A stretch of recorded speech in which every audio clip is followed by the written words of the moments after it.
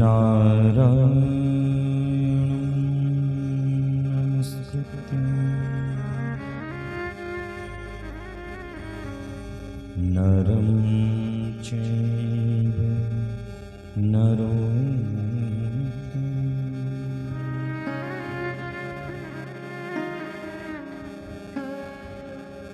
देवीं सरस्वतीं व्यासं ततो जयमुदीरये।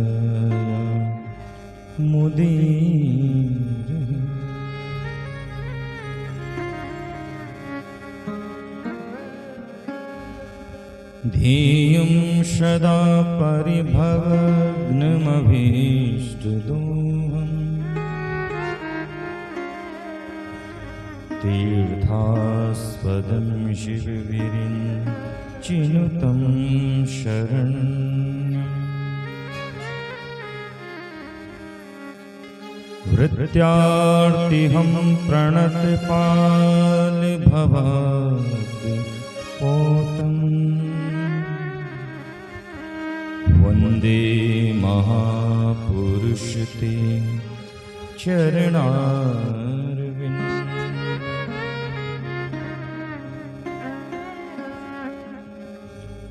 भक्ति भक्त भगवंत गुरु चतुर्नाम वपुए इनके पग बंधन किए नासहि विघ्न हनि।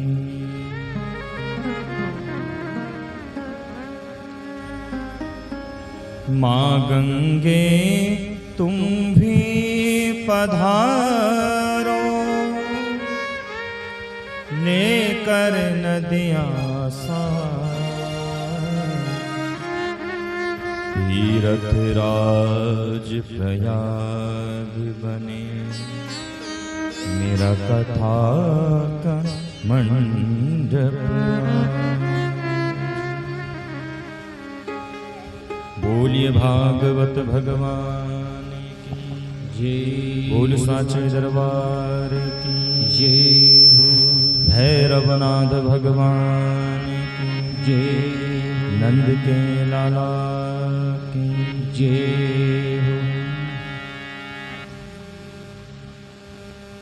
आइए एक क्षण अपने मन और वाणी को पवित्र कीजिए। भगवान के चरणों में वंदन करते हुए तत्प्रांत पुण्यमयी कथा का रसवान आप हम श्रोता वृंद मिलकर करेंगे। भोले बाल कृष्ण लाल की जय। गोविंद जय जय गोपाल जय जय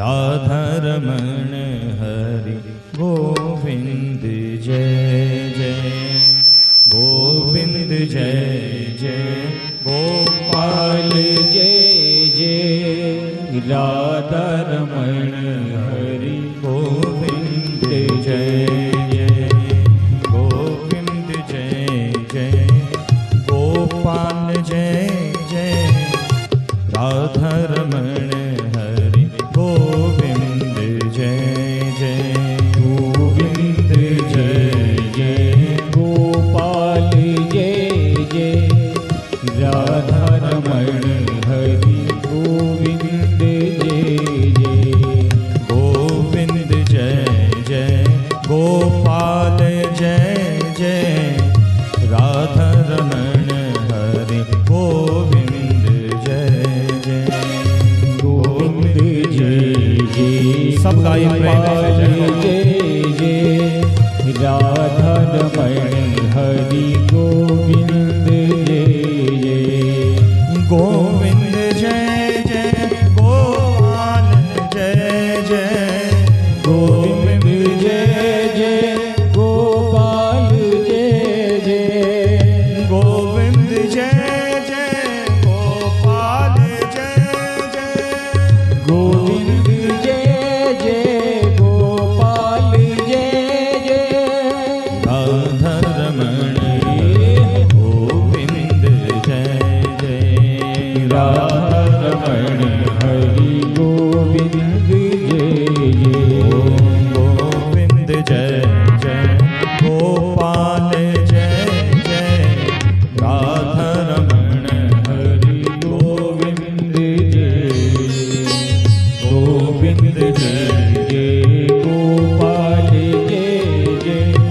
राधा रमण हरि गोविंद जय।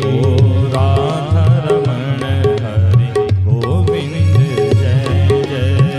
राधा रमण हरि गोविंद जय। गोविंद जय जय गोपाल जय जय। राधा रमण हरि गोविंद जय जय।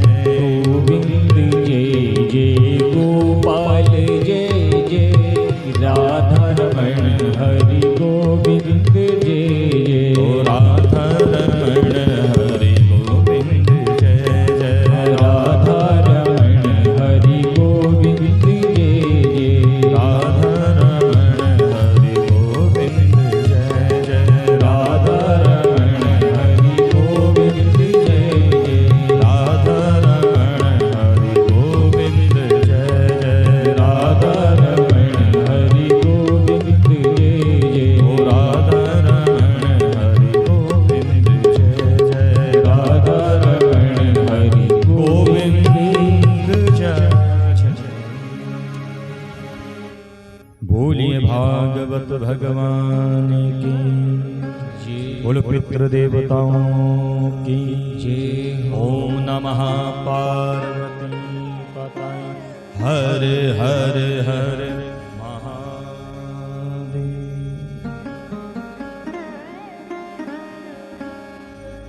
प्रातः स्मरणीय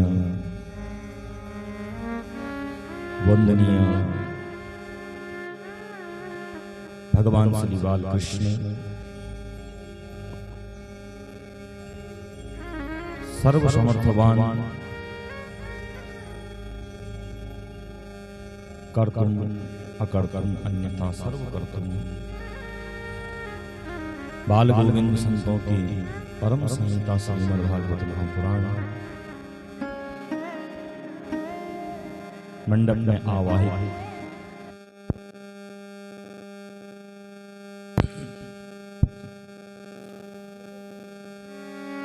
भगवान की स्नेही परम संत जन वेदज्ञ विप्रजन संगीतज्ञ बंधु आवाहित सभी बाल युवा वृद्ध दूर दूरस्थ से आवे सभी आगंतुक श्रोता बंधुओं, चौहान परिवार के द्वारा यहाँ आयोजित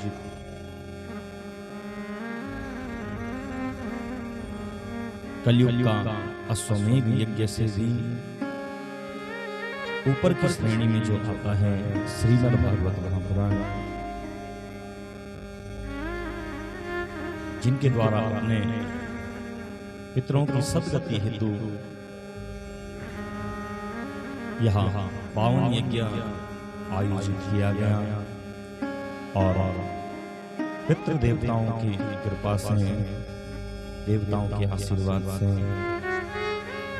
आप सभी ग्रामवासी, उनके इष्ट बंधु बांधव, आप सभी लोगों के सहयोग से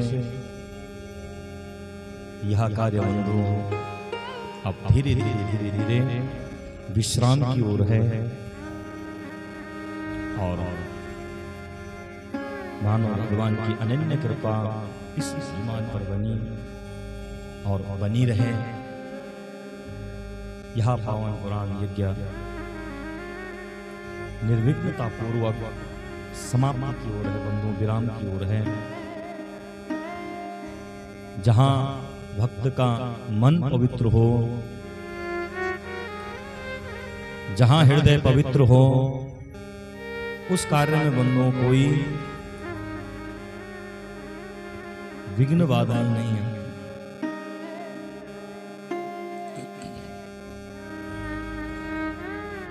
जब सुंदर हृदय हो, सुंदरे सुंदरे राम, सुंदरे सुंदरी कथा, सुंदरे सुंदरे सीता, सुंदरे किम न सुंदर।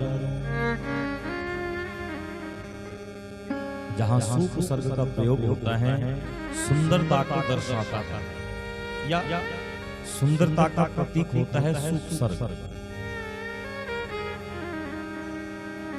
तो सुंदरे सुंदरे रंग, जो वह परमात्मा अपने आप में शुद्ध है, अपने आप में पवित्र है, अपने आप में अच्छा है, उस परमात्मा की बंदों जो कथाएं हैं वो ये दिव्य कथाएं भी बड़ी निर्मल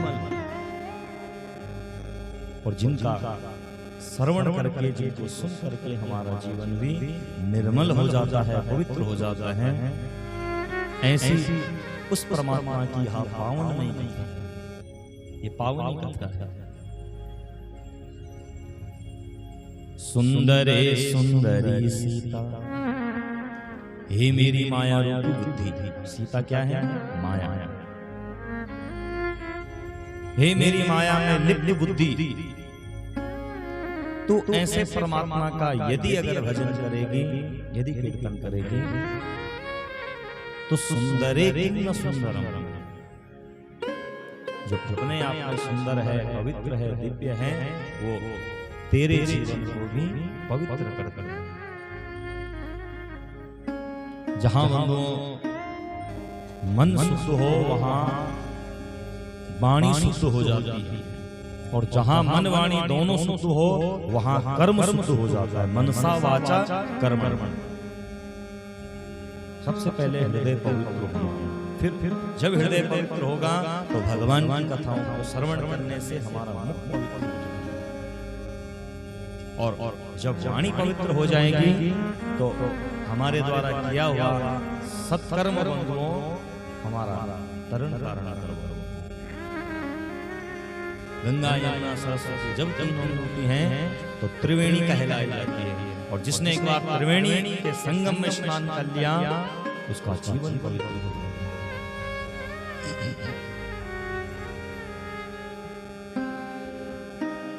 तो ऐसे सुंदर परमात्मा को हे मेरी बुद्धि अगर तू उसका भजन करेगी तो मुक्त हो जाएगी।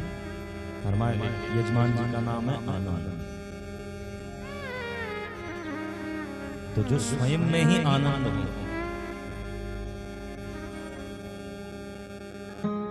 जो स्वयं में ही आनंद हो और ऐसी आनंदमयी कथा को सुन रहे हो,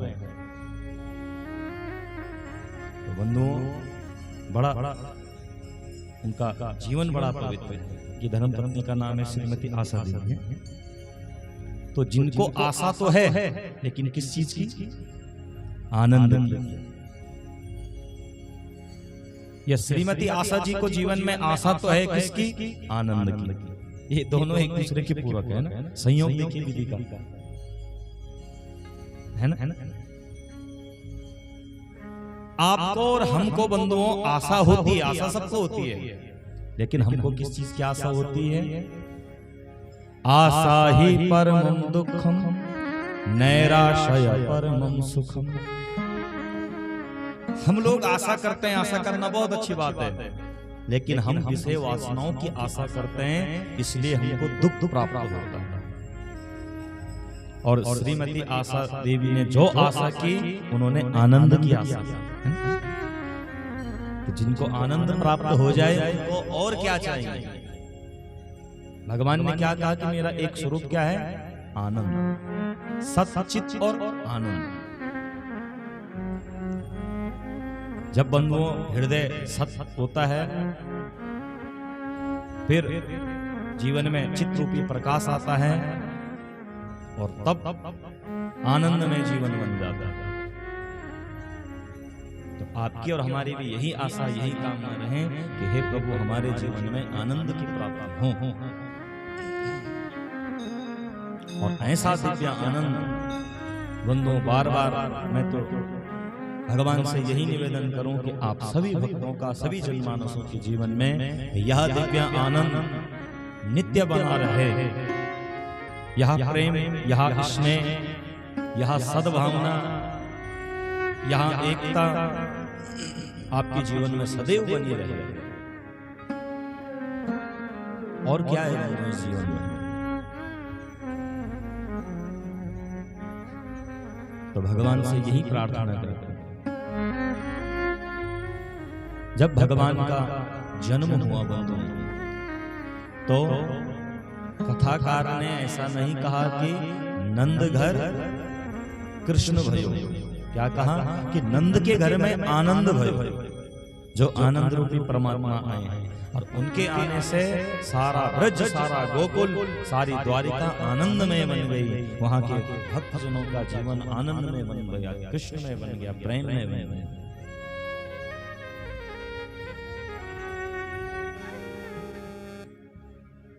या गोस्वामी जी ने रामचरित्र में ऐसा नहीं कहा कि दशरथ के घर राम आए, उन्होंने क्या लिखा कि जो आनंद सिंधु सुख राशि, कि आनंद को देने वाले जो परमात्मा हैं, जो सिंधु के सागर हैं, ऐसे परमात्मा का प्रादुर्भाव राजा दशरथ के घर।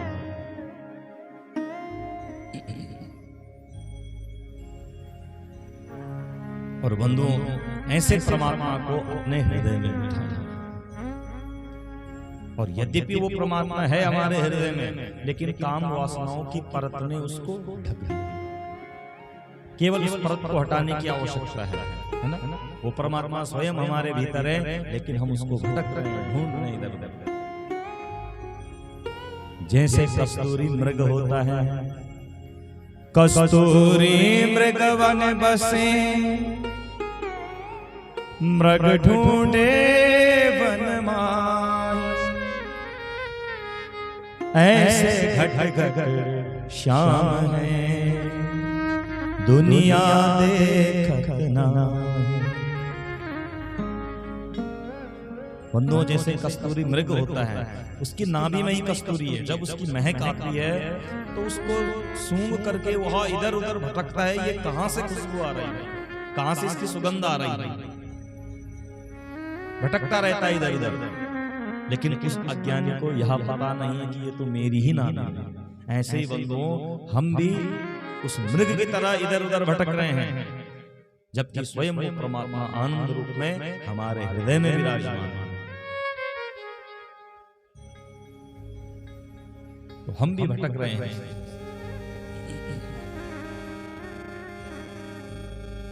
वो परमात्मा हमारे बिल्कुल समीप है, निकट, लेकिन उसको देखने के लिए दर्पण की आवश्यकता है ना?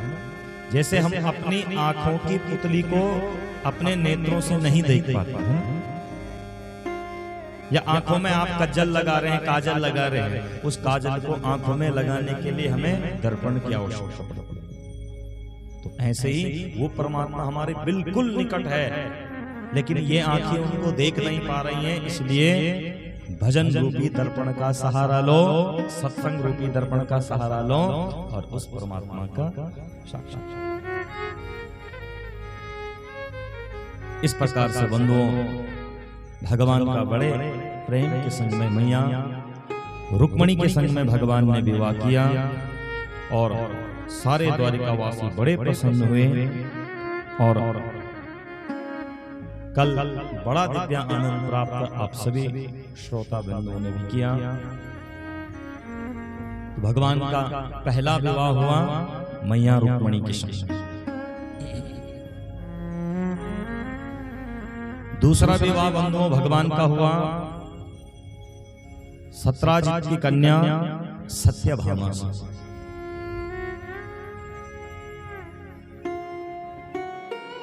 ये सत्राजित बंधुओं भगवान सूर्य का परम भक्त था।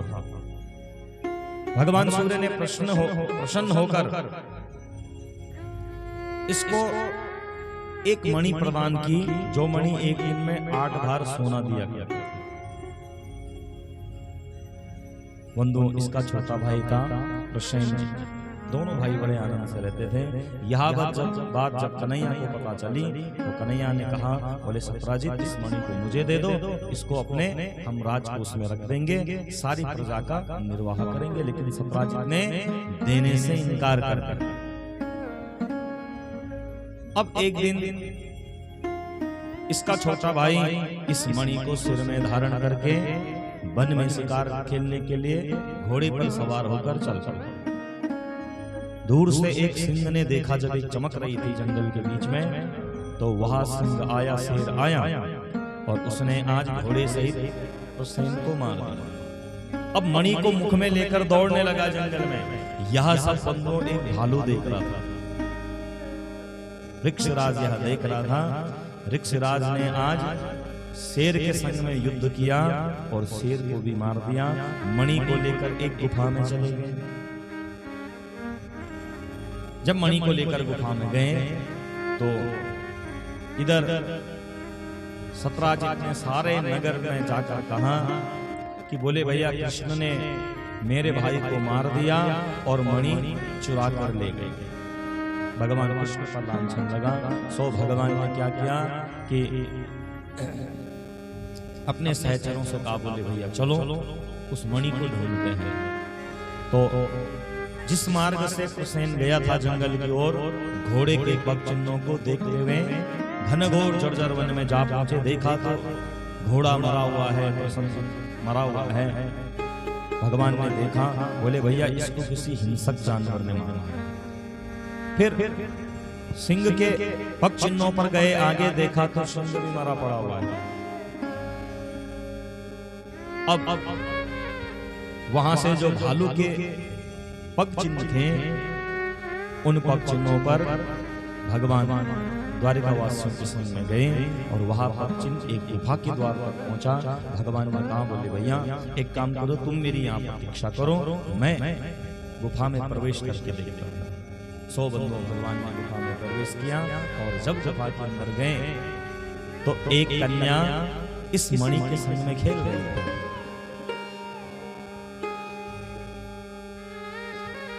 भगवान ने कहा, बोले देवी यह मणि मुझे दे दो। इतने में जामवंत जी भालू युद्ध करने के लिए आ खड़ा हुआ। बोले भैया अरे इतनी मेहनत से मैं लेकर आया हूं, अगर यह मणि चाहे तो पहले मुझसे युद्ध करना पड़ेगा। युद्ध होने लगा। 1 दिन 2 दिन 3 दिन बंदों से 27 दिन व्यतीत हो गए।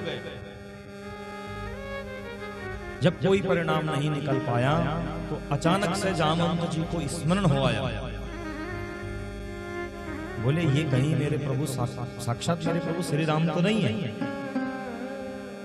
जान गए कि जामवंत जी जानते थे कि मुझसे बड़ा वीर कोई है ही नहीं धरा पर।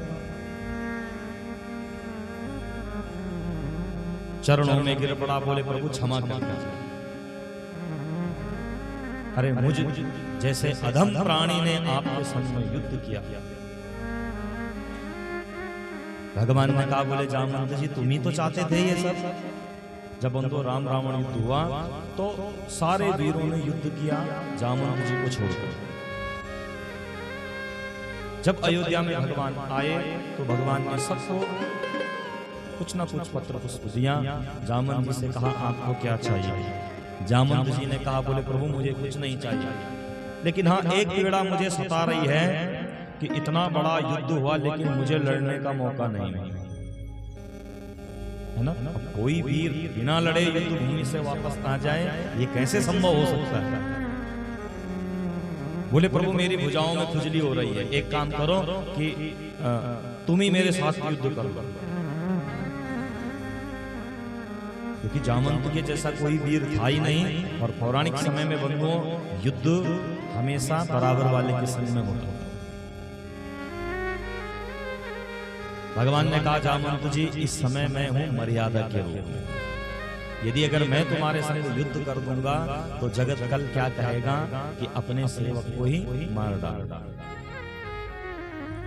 लेकिन हाँ तुम्हारी मनोकामना को जरूर पूर्ण करूंगा जब मैं कृष्ण बनकर आऊंगा। सो यहाँ आशीर्वाद दिया। जामवंत जी को स्मरण हो आया, रोने लगा भगवान के चरणों में। भगवान ने कहा, ये तो तुम चाहते थे, सो तुम्हारी मनोकामना को मैंने पूर्ण किया। बोले मैं तो केवल मणि को लेने आया हूँ क्योंकि मुझ पर सत्राजित ने लांछन लगाया है, सो यह मणि मुझे दे दो। बोले महाराज मणि नहीं दूंगा। तो बोले अभी कुछ और पिटना चाहते हो, कुछ बाकी रह गया क्या? बोले नहीं महाराज मैं लड़ना भी नहीं चाहता। तो तुम लड़ना भी नहीं चाहते, मणि भी नहीं देना चाहते, तो क्या चाहते हो फिर? बोले प्रभु आपसे एक निवेदन है। तो क्या निवेदन है? बोले जो ये मणि के संग में जो देवी खेल रही है ना, ये मेरी कन्या है। और मैं जान चुका हूं कि इस कन्या के लिए इन 3 भुवनों में तुमसे सुंदर वर कोई और है ही नहीं। तो बोले प्रभु मणि में एक शर्त पर ही दूंगा कि मणि के संग में तुम्हें इस कन्या को भी लेकर जाना पड़ेगा। भगवान ने कहा जैसा आप कहें। तो 100 बंधुओं भालू की कन्या जामवती के संग में भगवान का दूसरा विवाह। इधर जब मणि को लेकर भगवान आए, बहुत बड़ी कथा आती है फिर आगे ना, देवी भागवत में बड़ा दिव्य चरित्र आता है।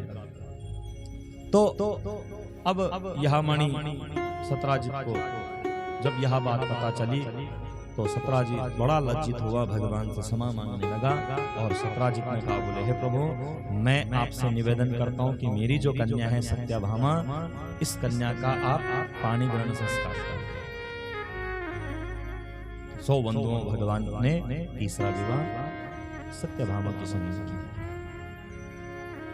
भगवान पर यह कलंक क्यों लगा कि एक बार भगवान ने भाद्रपद महीने का जो चंद्रमा होता है, चौथे का चतुर्थी तिथि को चंद्रमा का दर्शन नहीं करना चाहिए, उस पर व्यर्थ कलंक लग जाता है। तो भगवान ने इनके संग में विवाह किया। चौथा विवाह भगवान ने बंधुओं कालिंदी के संग में किया। और 5वां विवाह किया भगवान ने विंद अनुविंद की बहन थी मित्र वृंदा, इसके संग में भगवान का 5वां विवाह हुआ। 6ठा विवाह भगवान ने नग्नजीत की बेटी थी जिसका नाम था नागनी। इसने एक शर्त रखी, इसके यहाँ 7 दुर्दंड बैल थे और जो इनको एक बार में ही नथ देगा उससे मैं अपनी कन्या का विवाह करूंगा।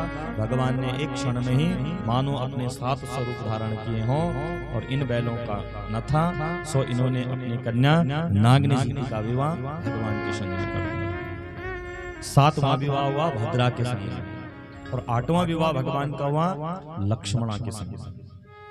ये अष्ट प्रकृतियां हैं और इनके संग में भगवान का विवाह हुआ। और वनुओं 16,100 कन्याओं को भौमासुर ने कैद किया है। भौमासुर राजा है प्राग ज्योतिषपुर से।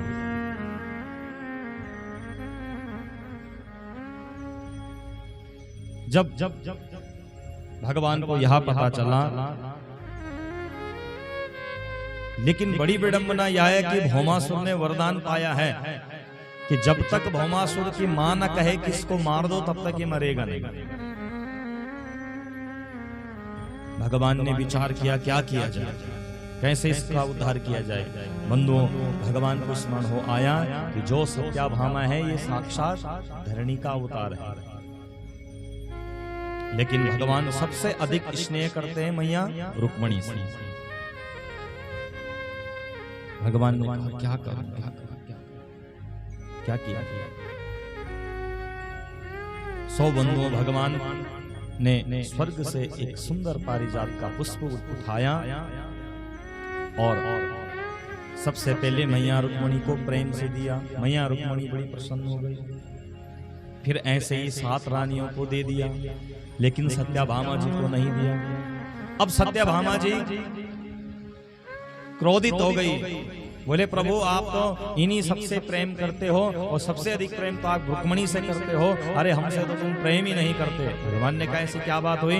बोले प्रभु आपने सबको पुष्प दिया लेकिन मुझे नहीं दिया। भगवान ने कहा देवी तुम पुष्प की बात करते हो, तुम्हारे लिए तुम्हें वृक्ष ही उखाड़ कर ले आऊंगा। बोले अच्छा, बोले हाँ, बोले चलो फिर बैठो रथ पर। 100 बंधुओं सत्यभामा जी को लेकर भगवान पहुंचे प्राग ज्योतिषपुर।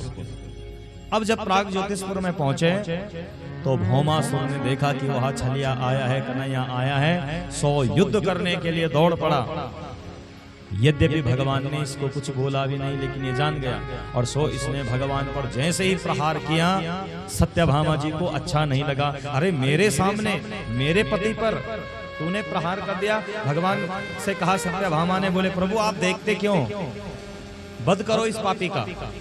और जैसे ही सत्यभामा ने यह कहा, भगवान ने सुदर्शन चक्र से भौमासुर का उद्धार कर दिया।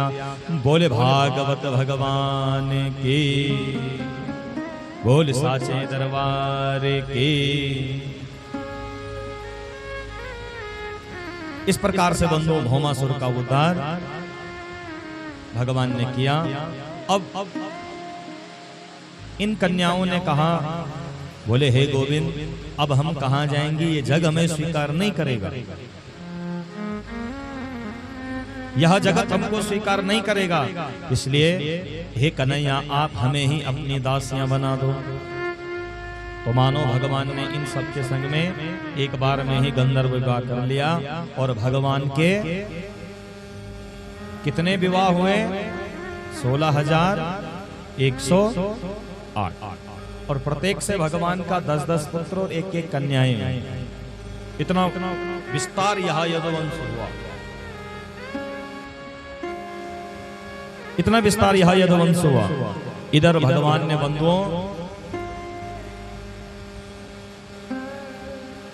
जरासंध का भी उद्धार करना है। जरासंध ने अनेक राजाओं को कैदी बनाया हुआ है। और जब इन राजाओं को कैदी बनाया हुआ है तो इन सब राजाओं ने एक पत्र लिखवाया और कन्हैया को पत्र दिया। बोले हे प्रभु हमें मुक्त कराइए, यहाँ पापी बहुत पापाचार करता है, ये पापी बड़ा पापाचार हम पर करता है। भगवान ने कहा चिंता न करें, मैं आऊंगा जरूर।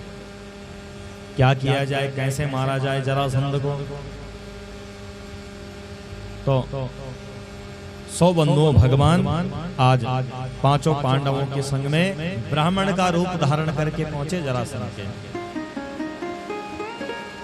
ब्राह्मणों को देखकर जरासंध बड़ा प्रसन्न हुआ। आए विप्र देवता आए, स्वागतम ते महाभागा, आए आज मेरा भाग्य धन्य हो गया कि मेरे यहाँ ब्राह्मण देवता आए हैं। बोले कहो क्या दूं तुम्हें दान में, क्या चाहिए आपको दान में? तो ब्राह्मणों ने कहा, ब्राह्मण के रूप में भगवान ने कहा, बोले अगर देना ही चाहते हो तो हे जरासंध तुम हमारे संग में युद्ध कर लो, इन ब्राह्मणों के संग में युद्ध कर लो। बोले तू तो छलिया है, तेरे संग तो मैं युद्ध करूंगा नहीं, तू भाग गया था युद्ध भूमि से।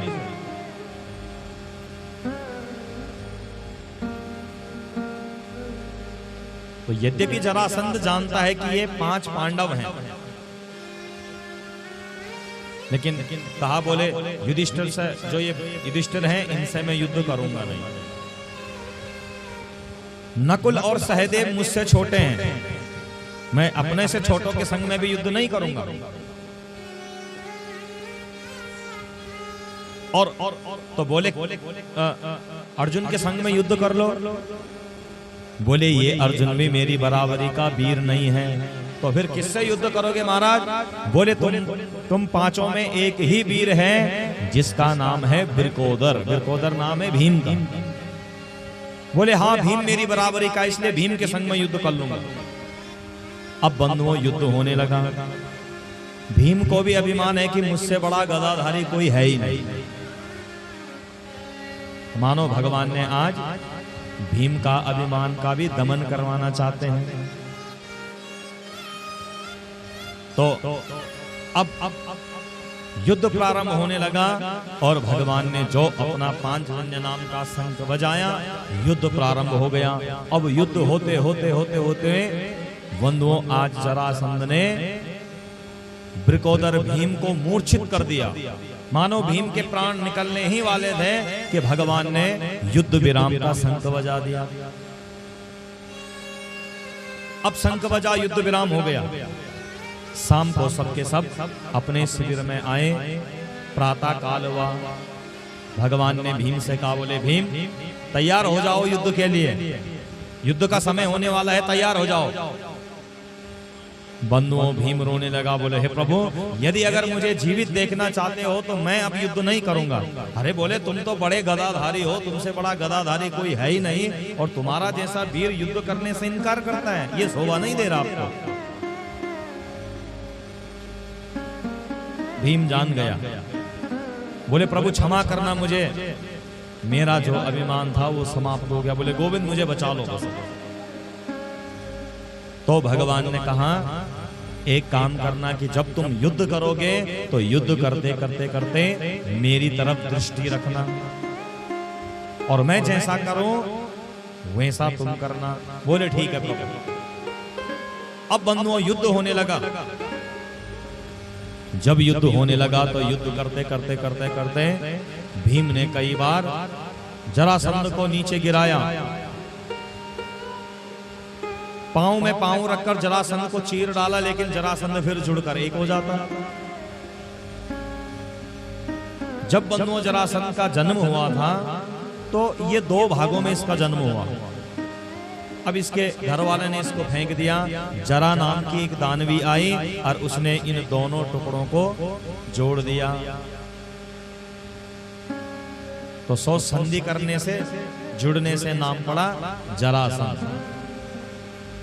भीम ने कई बार चीर डाला लेकिन ये जुड़कर एक हो जाता, युद्ध होने लगा। अब अचानक से भीम को एक बात याद आई कि भगवान ने मुझे कुछ बोला था। तो 100 बंधुओं भगवान की तरफ देखा और भगवान ने हाथ में एक तिनका पकड़ा हुआ है। इस तिनके को भगवान ने चीरा और दोनों को विपरीत दिशाओं में फेंक दिया। भीम जान गए कि मुझे भी ऐसा ही करना है। 100 बंधुओं भगवान ने गदा का प्रहार किया। जरासंध धरनी पर गिरा और जरासंध के पांव में पांव रखकर जोर से दूसरा पांव को उखाड़ा, चीर डाला और 100 विपरीत दिशाओं में डाला। जरासंध का उद्धार हो गया। बोले बाल कृष्ण लाल की। भीम ने भगवान के चरणों में वंदन किया। बोले हे प्रभु, चाहे कोई कितना बलवान हो जाए, कितना ज्ञानवान हो जाए, लेकिन जब तक तुम्हारी कृपा न हो तब तक वह अधूरा रहता है ना। ये तो बंधुओं भगवान का ही अनुग्रह है कि भगवान ने हमको धनवान बना दिया, भगवान ने हमको थोड़ा विद्यावान बना दिया, भगवान ने हमको स्वरूपवान बना दिया। अब भगवान के अनुग्रह पर हम अभिमान करें कि मैं ऐसा, तो फिर बंधुओं भगवान पतन करने में भी समय नहीं लगाते। भगवान पतन करने में भी फिर समय नहीं लगाते। तो जरासंध का उद्धार हुआ। इधर जब से भगवान का विवाह रुक्मिणी के संग में हुआ, शिशुपाल भगवान का परम बैरी बन गया। राजसूय यज्ञ होने को था, सारी व्यवस्थाएं बना दी। अब सबने कहा बोले भैया राजसूय यज्ञ में पूजन हम किसका करें।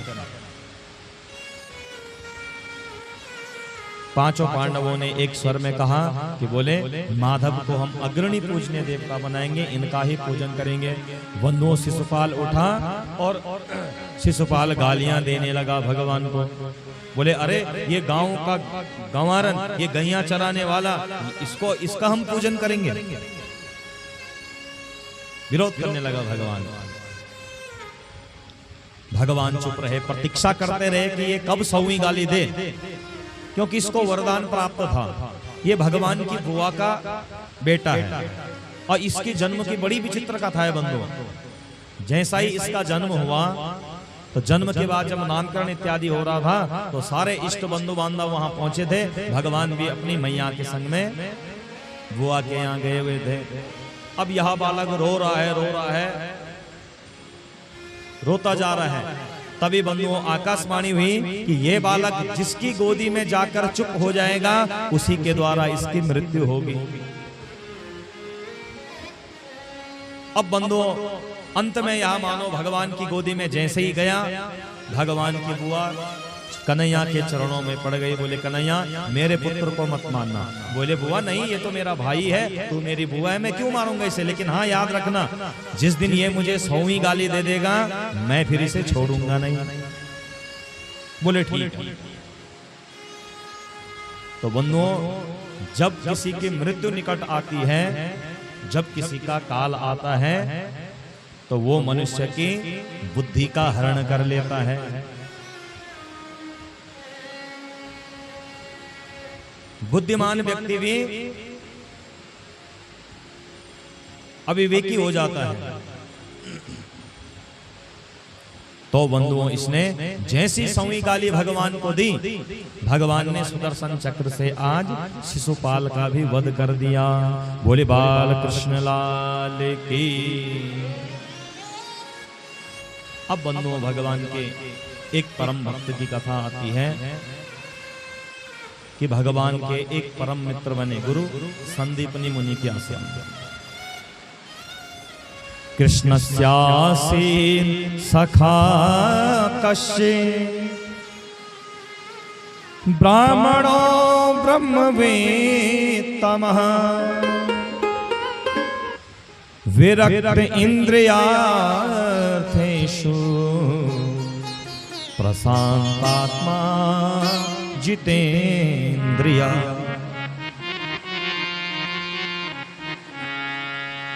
कैसा ब्राह्मण है, कैसा मित्र है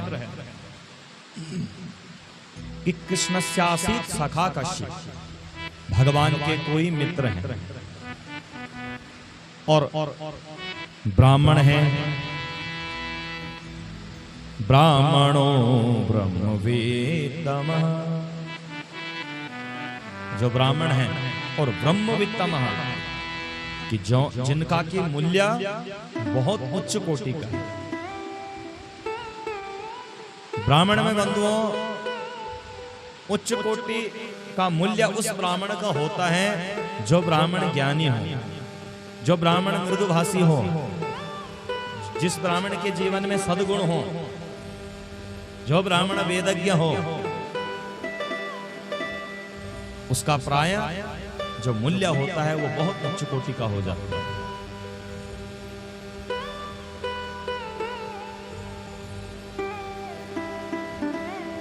यजमान जब ब्राह्मण को अपने घर में बुलाते हैं तो ब्राह्मण देवता बड़ा दिव्य आशीर्वाद, खूब फूले फले, है ना। और यदि अगर ब्राह्मण देवता कुछ मुख से अपशब्द बोल दे तो फिर यजमान कभी बुलाएंगे घर में, है ना। तो ब्राह्मण को मृदु भाषा, तो जिनका मूल्य बड़ा उच्च कोटि का है ऐसे ब्राह्मण हैं। अब बंधुओं गुरु जी के आश्रम में तो ऐसा भगवान का एक ही मित्र थे कि जो ब्राह्मण भी था, भगवान का सखा भी था। कौन था? सुदामा जी। कैसे हैं कि विरक्त इंद्रियार्थेषु, जो अपनी इंद्रियों से विरक्त हैं, समस्त इंद्रियां जिनके वशीभूत हैं, ऐसे सुदामा जी हैं। प्रशांतात्मा जितेंद्रिया, कि जो संसार की वासनाओं से विरक्त हो गए हों, इंद्रियों पर जिनका वश हो, इंद्रियों पर जिन्होंने विजय प्राप्ति कर ली हो और हमेशा प्रसन्न रहने वाले, हमेशा खुश रहते हैं, प्रसन्न रहते हैं, आनंदमय रहते हैं, ऐसा यह ब्राह्मण है। प्राय आप लोगों ने देखा होगा टीवी इत्यादि में ये सब सुदामा जी की झांकी बन रही, सुदामा को हंसी का एक पात्र बना दिया गया है ना। कुछ हम जैसे अल्पज्ञानी कथाकारों ने तो ये सब किया है, या फिर टीवी के सीरियल वालों ने, क्योंकि भागवत को कभी पढ़ा नहीं तो जब हिंदी नहीं पढ़ पाए तो फिर उसका संस्कृत का अर्थ कहां से पढ़ेंगे, है ना। भागवत क्या कह रहा है? श्रीमद् भागवत का 10वें स्कंद का 81वां अध्याय में वर्णन आता है और पहले ही श्लोक में भागवतकार कितना दिव्य अलंकार लगाए हैं कि कैसे सुदामा है विरक्त इंद्रियार्थेषु प्रशांतात्मा जितेंद्रिया ब्राह्मणो ब्रह्मवित्तम। इतनी सारी डिग्रियां जिसके पास में हो वो किसी के आगे हाथ कैसे फैला सकता है? भाई जिसका पेट भरा होगा वो किसी के आगे खाने के लिए हाथ क्यों फैलाएगा?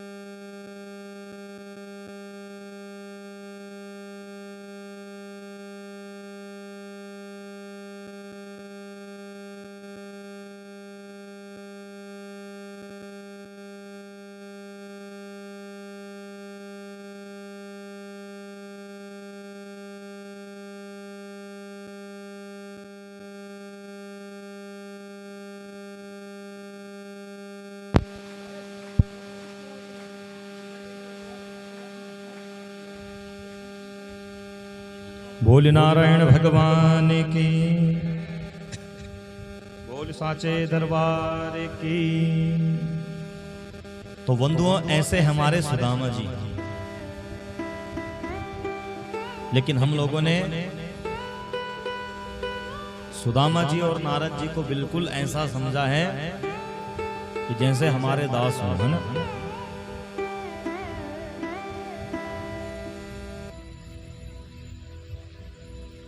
तो कैसे सुदामा जी का जीवन है, इस सब के लिए तो भागवत पढ़ना पड़ेगा पहले। तो जैसा हम सुदामा जी को देखा है, देखते हो आप, जैसे आपने सुदामा के बारे में पढ़ा है, ऐसा बिल्कुल नहीं है। अगर ऐसा होता तो फिर भागवतकार ये सब नहीं करते। और इतनी डिग्रियां किसी को मुफ्त में नहीं मिल जाती, उसके लिए तप करना पड़ता है, उसके लिए साधना करनी पड़ती है, उसके लिए त्याग करना पड़ता है ना। जब एक विद्यार्थी जीवन में त्याग करता है तब उसे विद्या की प्राप्ति होती है। काक चेष्टा वको ध्यान स्वान निंद्रा तथैव च अल्पहारी गृह त्यागी विद्यार्थी पंच लक्षण। ये 5 लक्षण जिसके जीवन में ना हो, जिस विद्यार्थी के, वो विद्या को ग्रहण नहीं कर सकता, वो विद्यावान नहीं बन सकता। उसके लिए तो त्याग, तप, स्वाध्याय, इन सब की आवश्यकता पड़ती है ना। सबसे पहले काक चेष्टा, सतर्क रहना, बगुले का जैसा ध्यान। जब तक पढ़ाई में ध्यान नहीं लगाओगे, ध्यान से नहीं पढ़ोगे, तो ग्रहण नहीं कर पाओगे।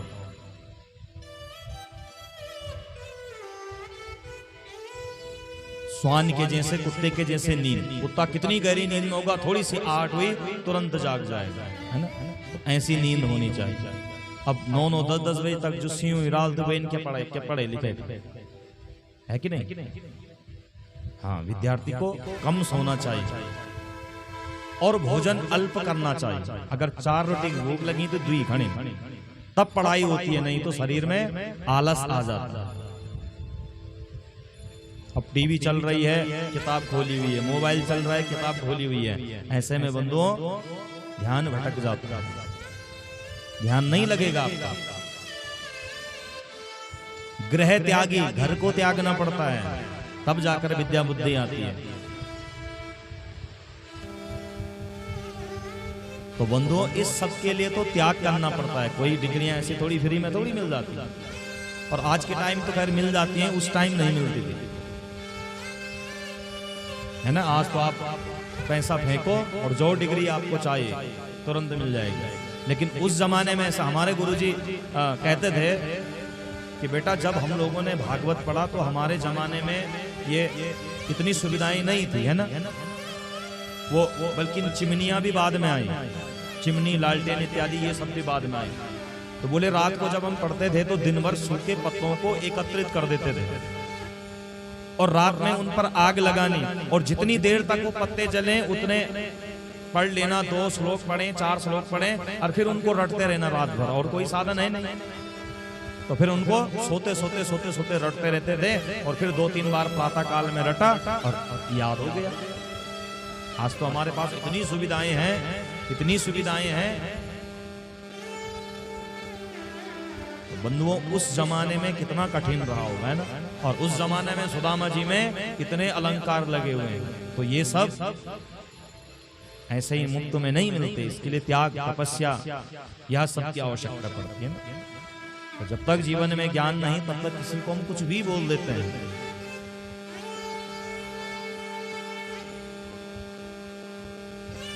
और बंधुओं मैं इस चैनल के माध्यम से भी सबको, जहां तक कथा का प्रसारण चल रहा है, मैं सबसे यही निवेदन करूंगा कि ऐसे लोगों का विरोध कीजिए जो हमारे धर्म का केवल हास्य बनाने में लगे हुए हैं, जो हमारे धर्म का मजाक में लगे हुए हैं।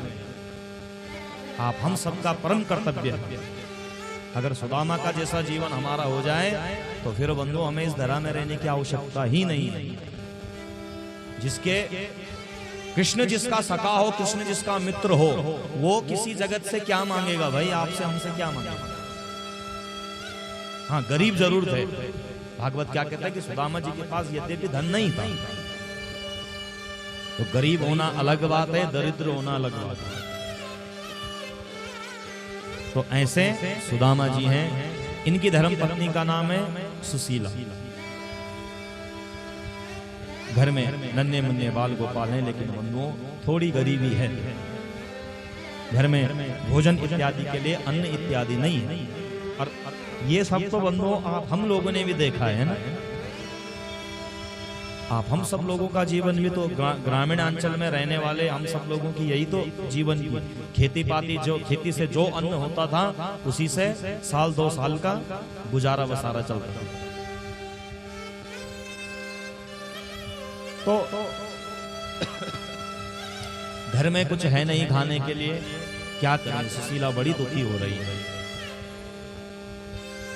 तो सुदामा जी से कहा, बोले स्वामी मैंने ऐसे सुना है कि जो द्वारिकाधीश हैं वो आपके मित्र हैं, लेकिन आप न तो कभी उनसे मिलने गए ना वो कभी हमारे यहाँ आए, तो ऐसे में तुम मित्रता को कैसे निभा रहे हो, है ना। मित्रता बंधुओं तभी तो निभती है कि जब दोनों ओर से आना जाना रहे, दोनों का वार्तालाप होता रहे, है ना। बोले हाँ देवी ये तो तुम ठीक कह रहे हो। बोले बहुत दिन हो गए, तो बोले ना तुम कभी मिलने गए ना वो कभी मिलने आए, तो ऐसे कैसे मित्र हो भाई। तो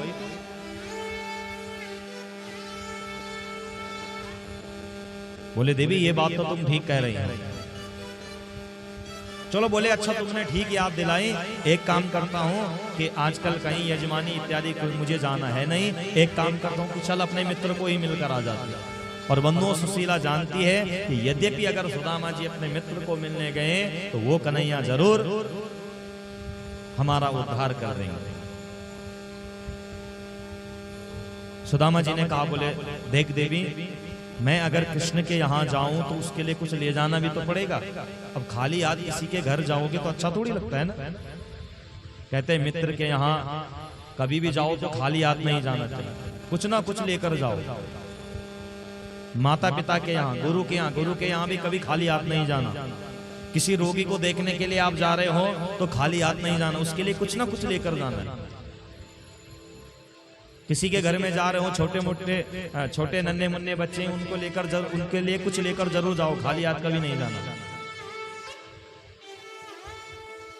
तो बोले उसके लिए कुछ दो। बोले स्वामी घर में तो कुछ है ही नहीं, क्या करूं, मन ही मन सोच रही है क्या लेकर जाऊं। बोले उसको चिवड़ा बहुत पसंद है, कहां से लाऊं, क्या करूं। बंधुओं आज सुशीला अपने पड़ोस के घरों में गई और 4 घरों में गई। पैंच लीणक है ना, तुम लोग भी गए, आप लोग लीना छा क्या मिडिक पैंच है ना।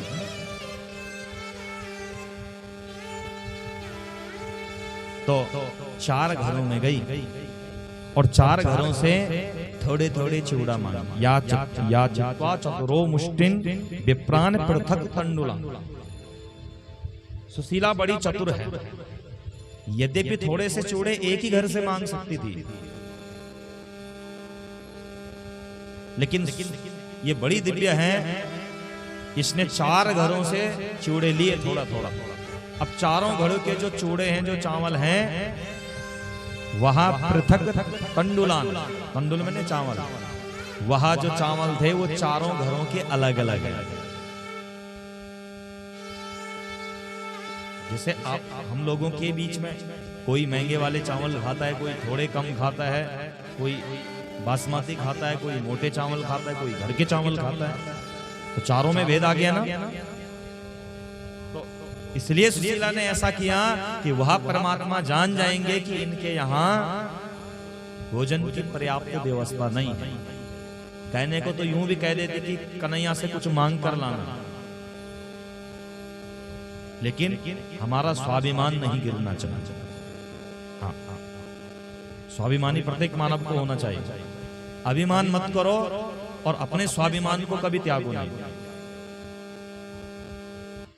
आज हम 2-4 रुपयों के लिए हमने अपना धर्म बेचा, अपना घर मकान बेचा, अपना गांव बेचा, 2-4 पैसों के लिए। कहां छाती में लेकर जाओगे उसे?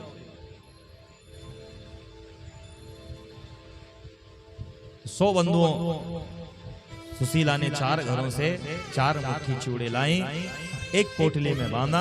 बोले प्रभु ये अपने मित्र को दे देना। सुदामा जी बड़े प्रसन्न हुए और सुदामा जी बोले ठीक है देवी, मैं फिर अपने मित्र से मिलकर आता हूँ। और सुदामा जी जाने लगे। चलते चलते चलते चलते चलते ब्राह्मण देवता थकने लगे और जब गए तो एक जगह विश्राम किया। थक गया हूं कन्हैया, कितनी दूर अब तेरी द्वारिका नगरी।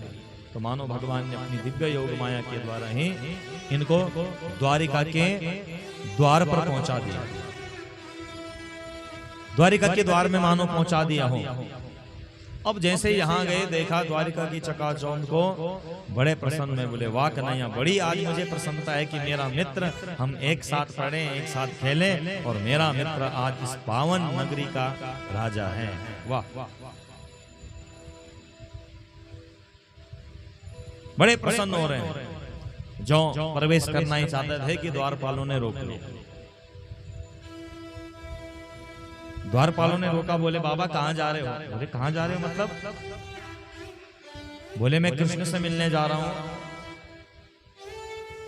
बोले आपने अनुमति ली है पहले? बोले कैसे अनुमति? बोले भैया आप हमारे राजा से ऐसे नहीं मिल सकते, उनसे मिलने के लिए पहले अनुमति लेनी पड़ेगी। बोले ऐसा भी होता है कि हमारे गांव में तो कभी ऐसा हुआ नहीं। अरे बोले वो राजा तुम्हारा होगा, मेरा तो वो मित्र है। अब द्वारपालों ने सिर से ऊपर तक देखा कि बाबा के पास एक धोती पहनी हुई है, जनेऊ है, चंदन है, तिलक है, एक पोटली है, हाथ में डंडा है और तो कुछ है नहीं। तुम कहां से कृष्ण के मित्र लग रहे हो भैया? सुदामा ने कहा बोले देखो ये सब तुम धनिक लोगों के यहाँ होता होगा, हम गांव के लोग, हम हमारे गांव में तो सब एक समान होते हैं। द्वारपालों ने कहा बोले भैया ऐसे हम आपको जाने नहीं देंगे। सुदामा जी बड़े दुखी होने लगे।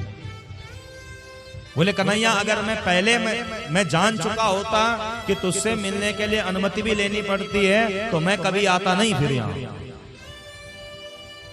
हम जैसे थे, हम जैसे हैं, हम बड़े आनंद से रह रहे थे, मुझे यहाँ आने की जरूरत ही क्या थी? ये भक्त का भाव है।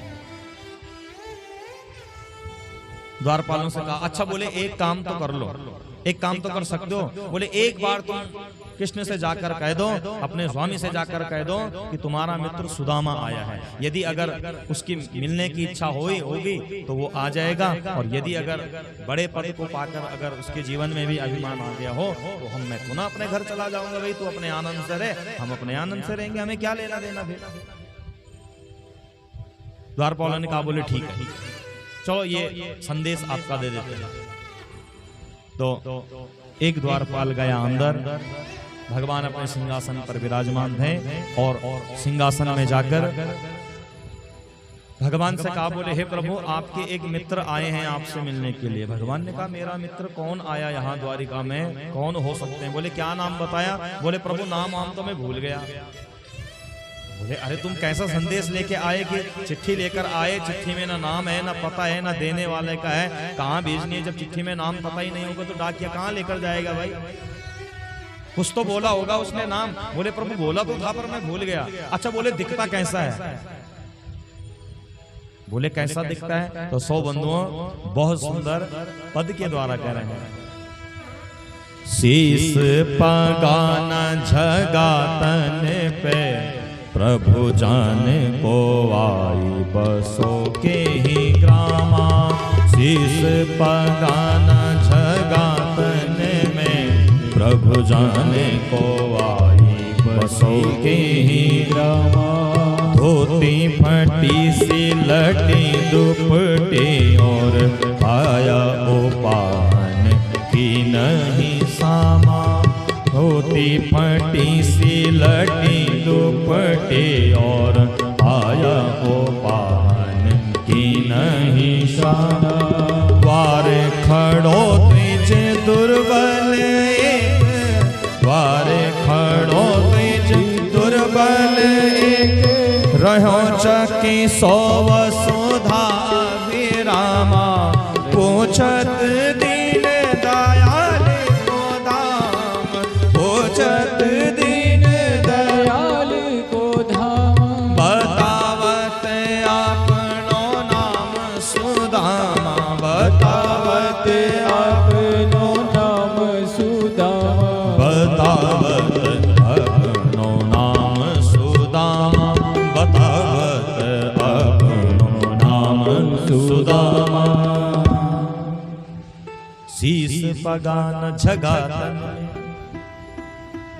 बोले हे प्रभु जिनके शीस में टोपी इत्यादि वस्त्र नहीं है एक धोती पहनी हुई है और वहां भी फटी हुई है थोड़ी बंधुओं वस्त्र भले फटा हुआ हो लेकिन धुला हुआ होना चाहिए पवित्र होना चाहिए फटा हुआ चलेगा लेकिन धुला हुआ हो पवित्र हो बोले प्रभु सिर में टोपी नहीं है पांवों में चरण पादुका नहीं है नंगे पांव आए हैं सुदामा जी बड़े तत्वज्ञानी हैं कि मानो सुदामा जी सोचते हैं बोले हे प्रभु हम नंगे आए थे और ऐसे ही हमने जाना भी है तो जब एक दिन जाना यहां से खाली हाथी है तो फिर ये जगत का आडंबर रचने से क्या होगा जब भगवान शिव से रावण ने लंका को मांगा मां पार्वती से है ना नया नवीन ग्रह बनाया ग्रह प्रवेश में रावण को बुलाया रावण ने कहा मैया ने बड़े प्रसन्न हुए रावण के वेद मंत्रों को सुनकर बोले प्रभु ब्राह्मण बड़ा सुंदर है बड़ा दिव्य है बड़ा आनंद आ गया अब दक्षिणा में क्या दी जाए बोले जो आपकी इच्छा दे दो रावण से पूछा तुम्हें क्या दें दक्षिणा में पंडित जी ने कहा कि ये लंका ही मुझे दान दे दो मैया ने कहा कैसा ब्राह्मण है भगवान ने कहा तुमने पूछा क्यों अब देना पड़ेगा 100 लंका दान में दे दे तो बोले प्रभु अब हम कहाँ जाएंगे बोले देवी शमशान घाट है तो अपना वहीं रहेंगे मैं तो पहले ही कह रहा था कि यहीं ठीक है बोले देवी एक दिन चाहे कितना भी सुंदर घर बना लो कितनी भी महंगी गाड़ी ले लो कितने भी महंगे वस्त्र पहन लो एक दिन आना इसी शमशान घाट में तो जब आना जब यही है तो क्यों ना 2-4 दिन का आडंबर करके क्या होगा बोले देवी यहीं रहते हैं शमशान में है ना और एक शमशान भूमि ही एक ऐसी है कि जो किसी के साथ कोई भेदभाव नहीं करती जहां सबकी शान एक समान वो शमशान कोई राजा भी हो चाहे रंग को हो चाहे गरीब हो कोई भी हो जलकर उसने मिट्टी ही बनना है ये तय है तो मानो सुदामा जी भी यही सोच रहे हैं कि हम भाई खाली हाथ आए थे खाली हाथ जाना है तो फिर इन सब की आवश्यकता ही क्या है तो बोले महाराज चरणों में चरण पादुकाएं नहीं है शीश में टोपी नहीं है धोती है फटी है हाथ में डंडा है लेकिन हाँ प्रभु कांधे में जनेऊ है तिलक लगाया हुआ है स्वरूप तो बड़ा दिव्य है भगवान सोच रहे सुदामा जी का तो याद ही नहीं रहा स्मरण ही नहीं रहा क्योंकि अनेक वर्ष व्यतीत हो गए थे कौन होगा अरे बोले कुछ तो याद करो बोले पूछत दीन दयाल को धाम बतावत अपनो नाम सुदामा अब इनको जैसी याद आए बोले हाँ प्रभु कुछ सुदामा नाम कुछ ऐसा कुछ कह रहे थे भगवान ने कहा सुदामा जो भगवान ने बंधुओं सुदामा सुना भगवान अपने सिंहासन से उठे राजासन से उठे और दौड़ पड़े बंधुओं कहीं भगवान की मुरली गिरी कहीं मोर मुकुट गिरा कहीं पीताम्बर गिरा दौड़ पड़े रुक्मणी आदि मैयाएं देख रही कि प्रभु को क्या हो गया दौड़े दौड़े द्वार में अरे मेरा सुदामा आया है मेरा मित्र आया है कहाँ है द्वारपाल साहब क्यों नहीं आने दिया अरे तुमने द्वारपाल चुपचाप खड़े प्रभु क्षमा करना हमें नहीं पता था कि वास्तविक में आपके मित्र हैं बंधु आज भगवान ने सुदामा जी को अपने हृदय से लगा दिया दोनों के दोनों बड़े प्रसन्न हुए रोने लगे दोनों भगवान के नेत्रों से आंसू आ गए रो रहे हैं। सुदामा जी को लेकर आए और अपने राज सिंहासन पर बिठा दिया।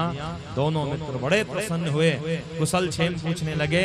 भगवान ने देवी से कहा, बोले रुक्मणी एक परात लेकर आओ और हमारे घर में आज ब्राह्मण आया है और ब्राह्मण का पाद प्रक्षालन करवा लें, चरण प्रक्षालन करवा लें और फिर हम आगे की बातें करेंगे।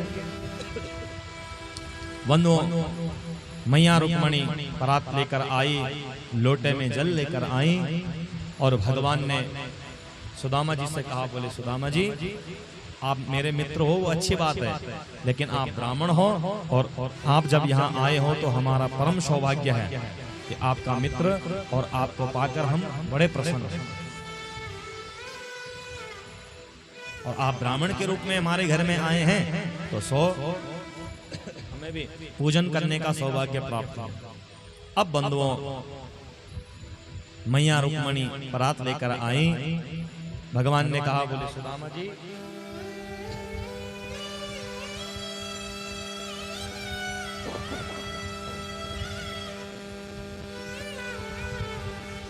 बोले सुदामा जी अपने चरणों को परात में रखिए। जो बंधुओं चरण भगवान ने परात में रखे, भगवान सुदामा के चरणों को धोना ही चाहते थे कि जो चरणों की दशा देखी, ऐसे बेहाल रिवाइन सो पग कंटक जाल लगे पुनि जोए। ऐसे बेहाल रिवाइन सो पग कंटक जाल लगे पुनि जोए। हाय महा दुख पाए सखा तुम आए नहीं, ते दिन कोई देखे सुदामा की यह दशा, देखे सुदामा की दीन दशा। करुणा करके करुणा निधि रोए, करुणा करके करुणा निधि रोए। पानी परात को हाथ छुयो नहीं, पानी परात को हाथ छुयो नहीं। नैनन के जल सो पग धोए, नैनन के जल सो पग धोए। नैनन के जल सो पग धोए, नैनन के जल सो पग धोए। ऐसे बेहाल डिबाइन सो। जो सुदामा जी के बंधुओं चरणों को देखा कि सुदामा के चरणों में अनेक प्रकार के कांटे चुभे हुए हैं, भगवान रोने लगे। अरे सुदामा तुम नंगे पांव आए, अरे एक बार मुझे बोल दिया होता। रोने लगे। सो बंधुओं, भगवान ने आज मानो मुख से ही अपने उन कांटों को खींचा। धन्य है मित्र सुदामा। उनको खींचा, रोने लगे मेरे गोविंद। जल का जो लोटा जहां रखा था वहां रखा का रखा ही रह गया। नेत्रों से इतनी अश्रुधारा बही, इतनी अश्रुधारा, इतने आंसू आए कि 100 बंधु मानो उन्हीं आंसुओं से भगवान ने सुदामा के चरणों का प्रक्षालन कर दिया। पानी परात को हाथ छुइयो नहीं, नैनन के जल सो पग धोए। रोने लगे। अरे सुदामा एक बार मुझसे कह दिया होता। सुदामा ने कहा, बोले ऐसी कोई बात नहीं मित्र। अरे इतनी बड़ी कोई इतनी बड़ी गंभीर समस्या थोड़ी थी। ये सब तो चलता रहता है, ये जीवन है। जीवन में सुख भी आएगा, दुख भी आएगा, है ना? ये जीवन है, ये चलता रहेगा। बोले कोई इतनी बड़ी बात नहीं है कन्हैया। बोले धन्य है तुम जैसा ब्राह्मण। सहनशीलता, कितनी सहनशीलता। अब बंधुओं, रुक्मणी से कहा भगवान ने, बोले देवी एक काम करो कि सब आकर एक एक करके दिव्य आशीर्वाद ले लो ब्राह्मण देवता से। रुक्मणी इत्यादि आई और पांव में प्रणाम करने लगी। सुदामा जी ने आशीर्वाद दिया, सौभाग्यवती भवा, पुत्रवती भवा, पौत्रवती भवा। 100 दिव्य आशीर्वाद दिया। अब एक एक करके पंक्ति आई, आती जा रही है। सुदामा ने कहा, अरे बोले कन्हैया तूने कितने विवाह किए रे, सब तेरी हैं ये? बोले हाँ। बोले अभी तो 2-4 हजार ही आई, अभी तो पूरी 16,108 है। बोले भैया मैं तो पहले ही थक के आया हूँ, अब इतनी देर से हाथ आशीर्वाद देते देते मेरी बस की बात नहीं है। एक काम कर कि सबके बदले तू ही आशीर्वाद दे ले। बोले ठीक है कन्हैया। बोले ठीक है सुदामा जी। अब बंधुओं कन्हैया साक्षात आज सुदामा के चरणों में दंडवत प्रणाम किया और सुदामा जी ने दिव्य बड़ा आशीर्वाद दिया। चत्वारि तेषां वर्धन्ते आयुर्विद्या यशो बल। प्रणाम करने से बंधुओं हमको 4 वस्तुएं मुफ्त में मिलती हैं, आयु, विद्या, यश और बल। लेकिन प्रणाम करने का नियम क्या है?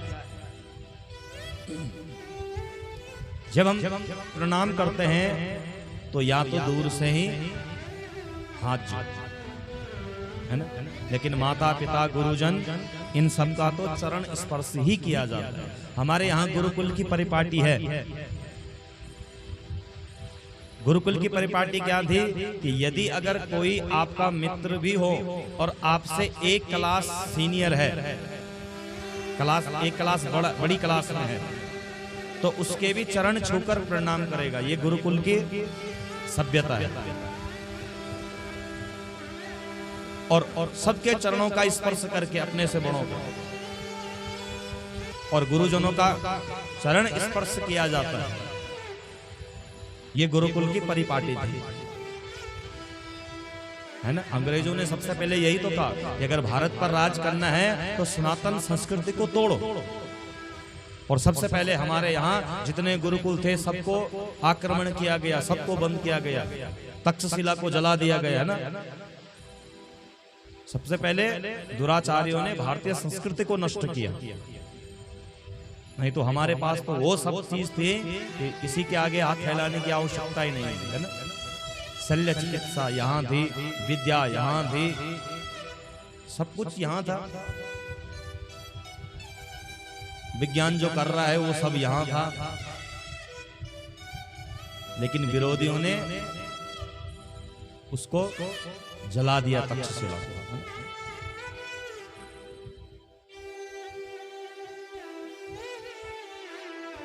और इसकी भी बड़ी दिव्य कथा है। खिलजी नाम का एक मुगल शासक हुआ, यहां पड़ गया बीमार। उस समय राहुल आचार्य करके एक बड़े दिव्य आचार्य थे, चारों ओर उनकी प्रशंसा थी, चारों ओर उनका बड़ा वर्चस्व था। अब ये बड़ा जब बीमार तो ये भारत आया और इसने कहा कि जो मुझे ठीक कर देगा मैं उसे इनाम दूंगा, उसको मैं इनाम दूंगा। लेकिन उस समय यहाँ भारतवर्ष में आयुर्वेद का बड़ा बोला वाला था। लेकिन बोले बिना दवाई खाए जो मुझको ठीक कर दे, तो मानो कैंसर जैसी घातक बीमारी उसको हो गई थी। लेकिन याद रहे कि मैं दवा नहीं खाऊंगा। भाई दवा नहीं खाओगे तो कैसे ठीक होगे? तो यह बात जब वहां के आचार्य राहुल जी के पास पहुंची तो उन्होंने कहा, बोले भैया ठीक है मैं ठीक कर दूंगा तुम्हें, लेकिन उसके लिए मुझे थोड़ा समय चाहिए। बोले क्या समय चाहिए? बोले आप 2-4 दिन मेरे साथ में रहो और फिर मैं आपको ठीक कर दूंगा। खिलजी ने कहा कि यदि अगर ठीक नहीं किया तो मृत्युदंड दे दूंगा। बोले कोई बात नहीं। राहुल आचार्य या 1-2 दिन दिनचर्या देखते रहे कि ये करता क्या है, ये खाता क्या है, ये सोता कब है। उसकी दिनचर्या को देखा तो खिलजी की एक दिनचर्या थी कि ये रोज सुबह उठकर स्नान इत्यादि करके फिर अपनी कुरान को पढ़ा करता था। तो राहुल आचार्य जी ने 15 दिन बाद कहा, बोले आप ठीक हो जाएंगे। बोले कैसे? बोले दवाई नहीं खाऊंगा। बोले कोई बात नहीं। तो 100 बंधुओं राहुल आचार्य एक कुरान की पुस्तक लाए और इसके प्रत्येक पन्नों पर इन्होंने इस दवा का लेप लगा दिया। अब जब लेप लगाया तो जो पुराना विद्यार्थी कर दे छे जब पेज पलटे छे गिस पर इनमें फूक लगाया है ना पढ़ी करी तुम्हारी। हाँ आज तो अनेक व्यवस्थाएं हो गई ना। तो सोये जैसी पेज पलटता रहा, मुंह में लगाता रहा गिल्ला करने के लिए। मुंह पे लगाता रहा और ये दवा इसके मुख में जाती रही और इसी दवा से ये ठीक हो गया। खिलजी बड़ा जब ठीक हुआ तो ये बड़ा आश्चर्यचकित, उसने कहा कि जब बिना दवा के बिना उसके इन्होंने ठीक कर दिया तो अब मैं इनको जीतना तो बहुत असंभव है।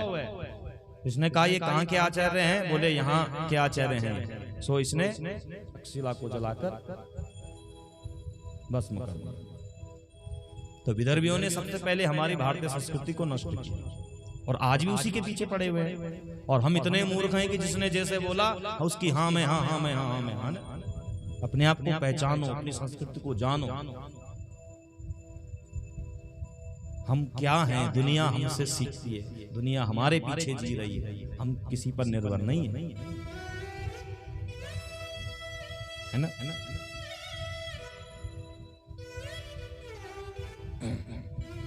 तो सब बंधुओं आयुर्विद्या और यश और बल उसको प्राप्त होता है। तो ये भारत का ही ब्राह्मण है जिसने बड़ा दिव्य आशीर्वाद भगवान को दिया और भगवान बड़े प्रसन्न हुए। तो प्रणाम की जो हमारी नियमावली थी, दोनों चरणों के अंगूठे को स्पर्श करके तब प्रणाम किया करते थे। आजकल हम प्रणाम तो करते हैं, अब झुक ही नहीं सकते, सो घुटनों में पहुंच गए ना। अब उन्नी बड़ा बड़ा नाक हो और तब वो गच्च लगता ना घुटनों में दूं है कि नहीं? तो ऐसा प्रणाम करके कोई फायदा नहीं। इससे बढ़िया तो नमस्कार ही दूर से कर लीजिए, हाथ जोड़ लीजिए। दुनिया ने कोरोना में जाना हाथ जोड़ने का मतलब, ये हाथ मिलाने की संस्कृति हमारी नहीं थी। दूर से जब कोरोना आया तो सब लोग, सारे देशों ने सोचा कि भैया वास्तव में भारतीय ऋषियों की सोच कितनी आगे थी, क्योंकि हाथ मिलाने से अनेक प्रकार की बीमारियां आ जाती हैं। इसीलिए तो खाने से पहले डॉक्टर कहता है ना कि हाथ धो डिटोल से। उससे ऋषियों ने कहा कोई डिटोल विटोल की जरूरत नहीं है, जय जय गौरव मूल गढ़ खूब हुए तो कोई बीमार नहीं होने, है ना? या कुछ नहीं तो रंगुड़ पकड़ो, तो राख से जिसने हाथ धो दिए हो उसको कोई बीमारी नहीं लग सकती। अब तो आपके साबुन में भी राख, नींबू इत्यादि है ना। हमारे ऋषियों ने पहले ही कहा कि राख से अगर हाथ में लींज लगी बोलते जरा खट्टू डालो हुए मार रंगुड़ लगा साफ। सोचो कभी इस पर, है ना? तो नमस्कार दूर से नमस्कार करो। और नमस्कार का मतलब ये नहीं कि जिसको हम नमस्कार कर रहे हैं वो सोचे कि मुझे कर रहा है। नमस्कार तो भगवान के लिए होता है और नमस्कार करने वाले का ये संस्कार छलकता है। नमः इति मम संस्कार, कि मैं आपको प्रणाम नहीं कर रहा हूं, ये मेरा संस्कार है। मेरे गुरुजन ने, मेरे माता पिता ने मुझे हाथ जोड़ना सिखाया। नमः इति मम संस्कार, नमस्कार जो मैं नमस्कार कर रहा हूं ये मेरा संस्कार है। और उसी से ही बंधुओं वाणी से हाथ जोड़ने से ही समझ में आ जाता है कि किसके जीवन में कितने संस्कार हैं। तो भगवान ने दिव्य आशीर्वाद भगवान को सुदामा जी ने दिया और दोनों मित्र बड़े प्रसन्न हुए। और जब प्रसन्न है तो बोले मित्र कुछ दो, हम कुछ लाए हो क्या? बोले कन्हैया तू अभी तक भूला नहीं क्या वो गुरुकुल की यादें? बोले कैसे भूल जाऊंगा, अरे जब तुम भी घर से आते थे ना तो चिवड़ा लेकर आते थे मेरे लिए और फिर हम दोनों के दोनों चिवड़ा खाते थे। सुदामा जी संकोच कर रहे हैं, कैसे इसको, इतनी बड़ी नगरी का भी राजा है भाई, तब की बात और थी, आज की बात और है। खाता है कि नहीं खाता है छिपा रहे हैं।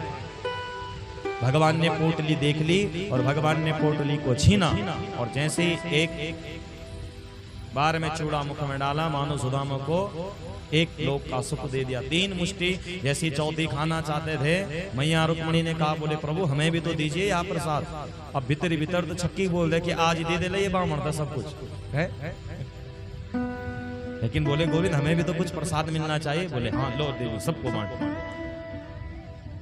बड़े प्रसन्न बंधु दोनों मित्र और भगवान ने अपने वस्त्र इत्यादि दिए। बोले सुदामा इन वस्त्रों को धुलवा देते हैं, तो मेरे वस्त्रों को पहन, इन सबको पहने। दोनों मित्रों को अनेक दिन हो गए बंधुओं, और जब बहुत दिन व्यतीत हुए तो सुदामा जी ने कहा बोले मित्र मुझे चलना चाहिए,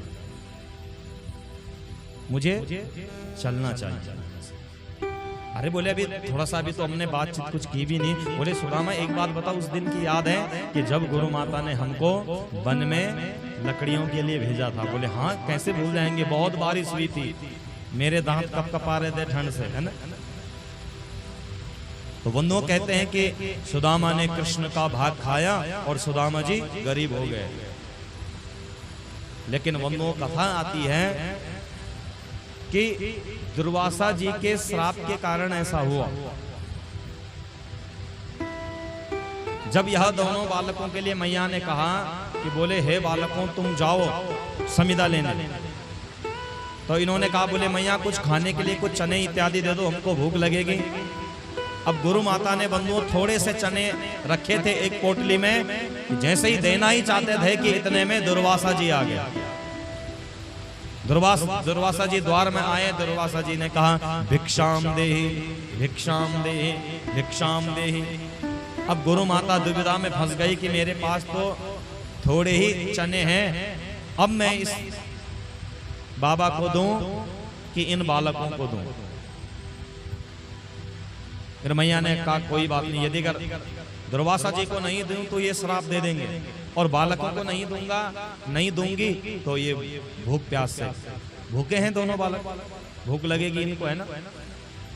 तो गुरु माता ने सोचा कोई बात नहीं, दुर्वासा के श्राप को तो मैं सहन कर लूंगी, लेकिन इन बालकों को मैं भूखा नहीं रख सकती। सो मैया ने वह चने इनको दिए, बोले बेटा तुम दोनों आपस में खा लेना। और इधर जब द्वार पर आई मैया ने कहा बोले बाबा घर में तो कुछ भी नहीं है। दुर्वासा जी ने ध्यान लगाया, बोले मैया झूठ मत बोलो, एक पोटली में तुमने चने रखे हैं लेकिन तुमने दे दिए वो बालकों को। मैया समझाना चाहती थी, भाई शास्त्र कहता है कि सबसे पहले जब घर में भोजन बने तो गौ माता के लिए निकालकर भगवान को भोग लगाकर सबसे पहले अपने नन्हे मुन्ने बाल गोपालों को भोजन कराएं। छोटे से खिलाओ और बड़े से विवाह करो। लेकिन मैया तुमने यह जानते हुए भी यह उनको दे दिए कि द्वार में बाबा आया है। मैया समझाना चाहती थी कि बाबा मैं इसने वो छोटे हैं, लेकिन उससे पहले ही दुर्वासा जी ने श्रापित कर दिया, बोले जो भी उन चनों को खाएगा उसका जीवन में वो धन से अभाव हो जाए। और बंधुओं सुदामा जी ने इनको खा लिया और धन भाव से यह अभाव हुए। लेकिन मैया ने कहा बोले प्रभु थोड़ा विचार कीजिए, बोले अगर भगवान से यही स्नेह बना रहा तो इनके जीवन का जो अभाव है वो अभाव समाप्त हो जाए। तो आज बंधुओं मानो भगवान का दर्शन करने से, दोनों मित्रों का जीवात्मा और परमात्मा का मिलने से इनका जीवन आनंद में बना। और सुदामा जी ने कहा बोले अब कन्हैया मुझे चलना चाहिए। कन्हैया ने कहा बोले देख मित्र एक काम कर, अपने कपड़ों को पहनो, मेरे कपड़ों को उतार दो। सौ बंधुओं सुदामा जी अब यहाँ से चलने लगे। मन में सोचने लगे कि अरे ये कैसा मित्र है, कुछ थोड़ा दे देता जाते हुए ना। लेकिन फिर कहा बोले अपने को क्या करना, ठीक है चलो। बोले कृष्ण हम चलते हैं। और दोनों के दोनों ने एक दूसरे से विदाई ली और चलने लगे। आगे वर्णन आता है कि चोरों ने सुदामा जी को पकड़ लिया। बोले बाबा जो तुम्हारे पास है वो दे दो। बोले मेरे पास तो धोती और इस डंडे के अलावा कुछ है ही नहीं। अब सुदामा मन में सोच रहे हैं कि भैया अगर कहीं उसने कुछ दिया होता तो इस धन के चक्कर में आज गला ही कट जाता है ना। पहुंचे घर में और जो घर में आकर देखा कि जहां सुदामा जी की झोपड़ी थी वह झोपड़ी महलों में दिख रही है। सुदामा जी इधर उधर ढूंढ रहे हैं, मेरी झोपड़ी कहाँ गई, मेरी झोपड़ी कहाँ गई। बड़ा सुंदर भाव सूरदास जी महाराज कहते हैं, बड़ा सुदामा मंदिर देख डरे, सुदामा मंदिर देख डरे, सुदामा मंदिर देख डरे, सुदामा मंदिर देख डरे। यहाँ तो थी मेरी छोटी झोपड़ियाँ, यहाँ तो थी मेरी छोटी छोटी झोपड़िया ओ यहाँ तो थी मेरी छोटी झोपड़िया, यहाँ तो थी मेरी छोटी झोपड़िया अब कंचन महल खड़े हो, कंचन महल खड़े सुदामा मंदिर देख डरे, सुदामा मंदिर देख डरे, सुदामा मंदिर देख डरे, सुदामा मंदिर। गाय सबको प्रेम से डरे ओ यहाँ तो थी मेरे राम झोपड़िया, यहाँ तो थी मेरी राम झोपड़िया अब कंचन महल खड़े हो, कंचन महल खड़े सुदामा मंदिर देख डरे, सुदामा मंदिर देख डरे चाल पथारत रचे भवन में, चाल पथारत रचे भवन में दीनानाथ हरे हो, दीनानाथ हरे सूरदास प्रभु तुम्हारे भजन बिनु, सूरदास प्रभु तुम्हारे भजन बिनु ओ सूरदास प्रभु तुम्हारे भजन बिनु, सूरदास दास प्रभु तुम्हारे भजन बिनु दुख दरिद्र टरे हो, दुख दरिद्र टरे, सुदामा झोपड़ी देख डरे, सुदामा मंदिर देख डरे सुदामा मंदिर देख डरे, सुदामा मंदिर देख डरे, सुदामा मंदिर देख डरे। यहाँ तो थी मेरी राम झोपड़िया, यहाँ तो थी मेरी राम झोपड़िया अब कंचन महल खड़े हो, कंचन महल खड़े, सुदामा मंदिर देख डरे। सुदामा जी डर रहे हैं। अरे बोले यहाँ तो मेरी झोपड़ी थी और ये साधारण झोपड़ी नहीं थी बंधु, अपना घर चाहे वो झोपड़ी का ही क्यों ना हो, लेकिन जितना आनंद अपने घर में आता है, जितना आनंद उस झोपड़ी के घर में आता है, उतना आनंद महलों में नहीं आता। जितना आनंद अपने घर का है ना, अपर घाड़क नींद और अपर घाड़क भूख। अपर घारम भूख भी बहुत ज्यादा लगता है ना, हाँ हकीकत है। और अपर घाड़क नींद, तो बोले ये साधारण झोपड़ी नहीं थी, अरे ये मेरी राम नाम रूपी झोपड़ी थी, क्योंकि यहीं बैठकर मैं भगवान का भजन किया करता था। अब कहाँ भजन करूं। सुदामा जी ने एक द्वारपाल आया, उनसे पूछा यहाँ मेरी झोपड़ी थी। बोले भैया यहाँ तो महल है, झोपड़ी तो कहीं है नहीं। बोले किसकी है ये? बोले किसी सुदामा नाम के ब्राह्मण की है। बोले मेरी और झोपड़ी? अच्छा। बोले हाँ। बोले एक काम करना, ऐसे कैसे पता चलेगा, जरा यहाँ की जो मालकिन है उनको बुलाना। मालकिन ने जो देखा, बोले बाहर एक ब्राह्मण आए हैं, वो आपको बुला रहे हैं। सुशीला जान गई कि ये अपने वाले ही हैं, सुदामा जी, पंडित जी हमारे। तो अब वंदो मैया बहुत सुंदर मानो आरती की थाल लेकर आई और सुदामा जी का जय जयकार करने लगे। भगवान ने कहा बोले ये देवी यह सब मेरी वजह से नहीं, यह सब तो उस कन्हैया का पुण्य प्रताप से हुआ है। इसलिए हे देवी एक काम कर कि उसी की जय जयकार कर जिसने तुझे सब दिया।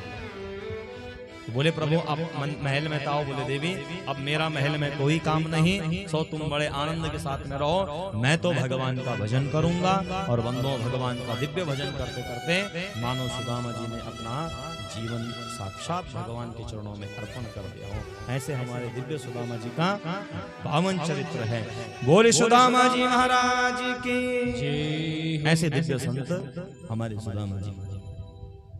और आगे वंदों बड़ी दिव्य कथा आती है कि प्रवास क्षेत्र में सूर्य ग्रहण लगा और भगवान अपनी माता पिता से अब यहाँ मिल रहे हैं। और मैया ने कहा बोले हे कन्हैया तुम्हारे जिन 6 भाइयों को कंस ने मार दिया था, मैं एक बार उनको स्नेहवत दूध पिलाना चाहती हूँ। सो मानो भगवान उनको लेकर आए। मैया ने इनको इन सबको स्तनपान इत्यादि कराया। और एक दिन सरस्वती की तट पर अनेक ऋषि मुनि विराजमान थे। अब सबके मन में एक विचार आया। बोले महाराज इस त्रिलोकी में श्रेष्ठ देवता कौन है? एक ने कहा ब्रह्मा, एक ने कहा विष्णु, एक ने कहा शिव।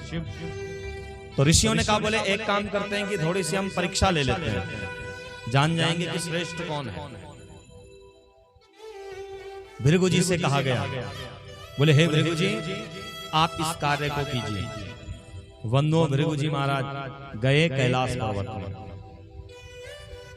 अब जब कैलाश पर्वत में गए तो भगवान शंकर ने जैसे आते हुए देखा बोले वाह तुम हमारे भ्राता हो, आए जो गले मिलना चाहते थे। भृगु जी ने कहा बोले बाबा मैं तुम्हारा गला नहीं मिलूंगा। बोले क्यों? अरे बोले तुमने तो भस्मी लगाई हुई है और ये सब मैं तुम्हें गला नहीं लगा सकता, गले से नहीं लग सकता तुम्हारे। भगवान शिव को क्रोध आ गया, जो मारने के लिए त्रिशूल लेकर दौड़ पड़े।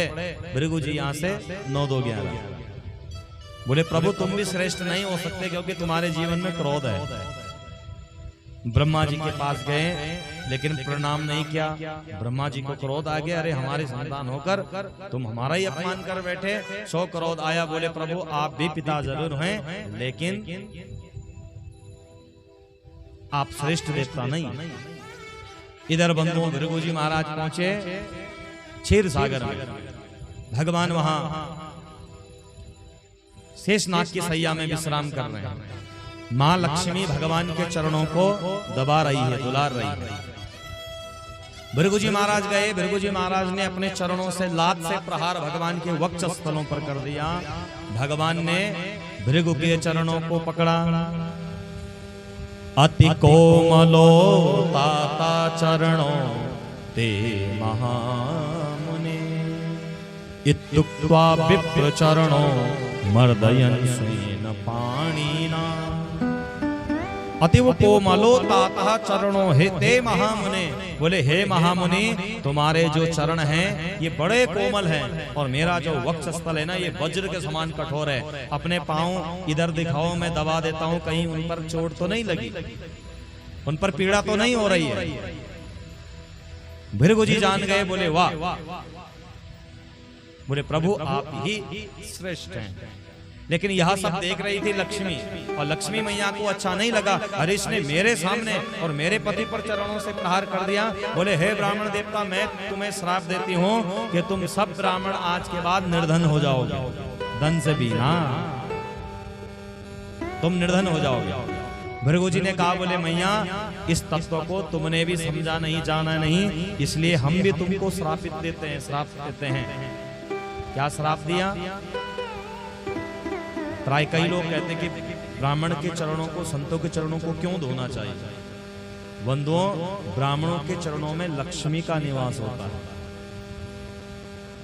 हमारा जो ये अंगुष्ठ होता है इसमें साक्षात भगवान का निवास होता है, इसलिए तो प्रणाम करते हैं। तो बंधु आज भृगु जी ने भी श्रापित दिया। बोले हे लक्ष्मी तूने बिना विचारे हम ब्राह्मणों को श्रापित कर दिया, मैं भी तुम्हें श्राप देता हूँ कि आज से लक्ष्मी का निवास ब्राह्मण के चरणों में रहेगा। तभी तो जजमान लोग खुट धुना ना स्वार्थ लागे करई सब प्रीति પણ જીન વા નન નન મ્યાર ખોટા નન ધૂણઈ છન તુમારા આસ ધૂણી છન तो माता पिता गुरुजन ब्राह्मणों के पाद को प्रक्षालन करने से बंधुओं अभिष्ट लक्ष्मी की प्राप्ति होती है।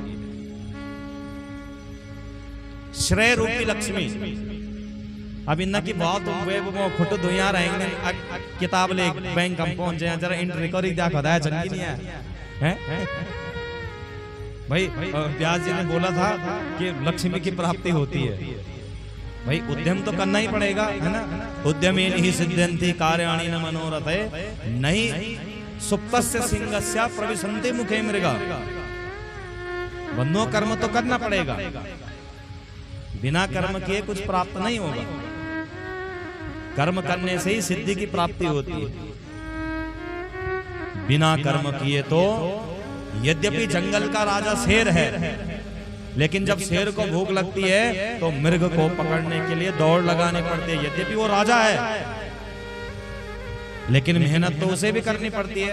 और अगर शेर ये सोचे कि मैं मुंह खोल कर बैठा हूं, कोई मृग अपने आप ही मेरे मुंह में आ जाए, तो यद्यपि सिंह राजा है लेकिन कोई मृग उसके मुंह में जाने वाला नहीं है ना। उसको भी दौड़ लगानी पड़ेगी, प्रयत्न करना पड़ेगा, मेहनत करनी पड़ेगी। तो ऐसे ही बंधुओं लक्ष्मी तो मिलेगी, श्रेय रूपी लक्ष्मी, पुण्यमयी लक्ष्मी की आपको प्राप्ति होगी। आपकी श्रेय, आपकी कीर्ति, आपका वैभव, आपका यश, आपकी कीर्ति, यह सब जगत में फैल जाएगी। और बंधुओं इन सब के आगे ये जो धन रूपी टका रूपी लक्ष्मी, इसकी कोई कीमत नहीं। तो बोले हे लक्ष्मी तुम्हारा निवास ब्राह्मणों के चरणों में होगा। शास्त्र कहता है बंधुओं हमेशा कभी भी ब्राह्मण देवता को अपने घर में बुलाओ तो ब्राह्मण के मुख का दर्शन ना करें। क्या कहा? ब्राह्मण के मुख का दर्शन न करें, ब्राह्मणों का मुख का दर्शन न करें। क्यों?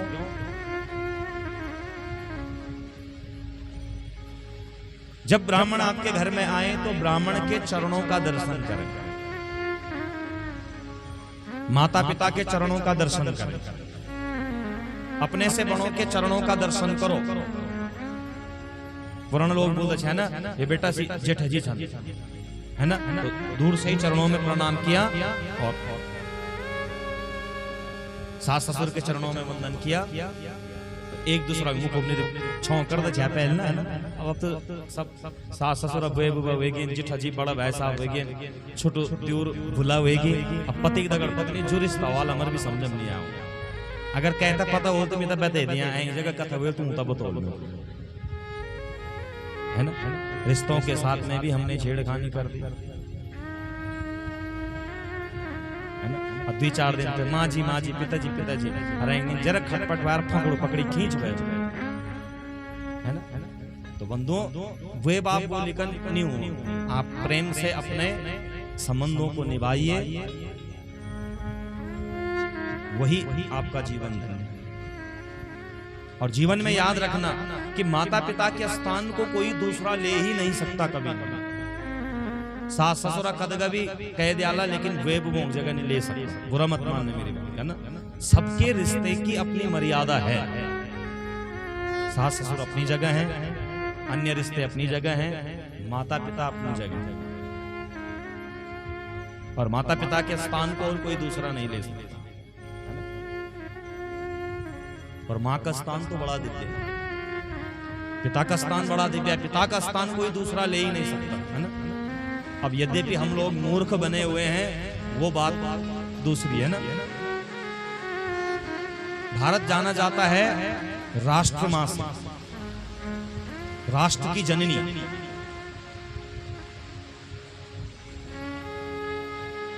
सारी भाषाओं की जननी कौन है? संस्कृत भाषा। और इस राष्ट्र की जननी कौन है? भारत माता। तो माँ तो आप किसी को भी बोल सकते हो, माता जी आप किसी को भी बोल सकते हो, लेकिन क्या आप किसी के लिए पिताजी बोलते हो? नहीं बोलते ना। क्यों? कि उसको अच्छा नहीं माना जाता, अपमान माना जाता है पिताजी। पिता तो एक ही होता है।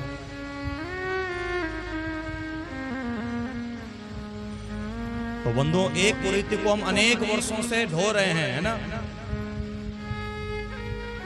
हमारे एक महानायक को राष्ट्रपिता की दर्जा दिया गया।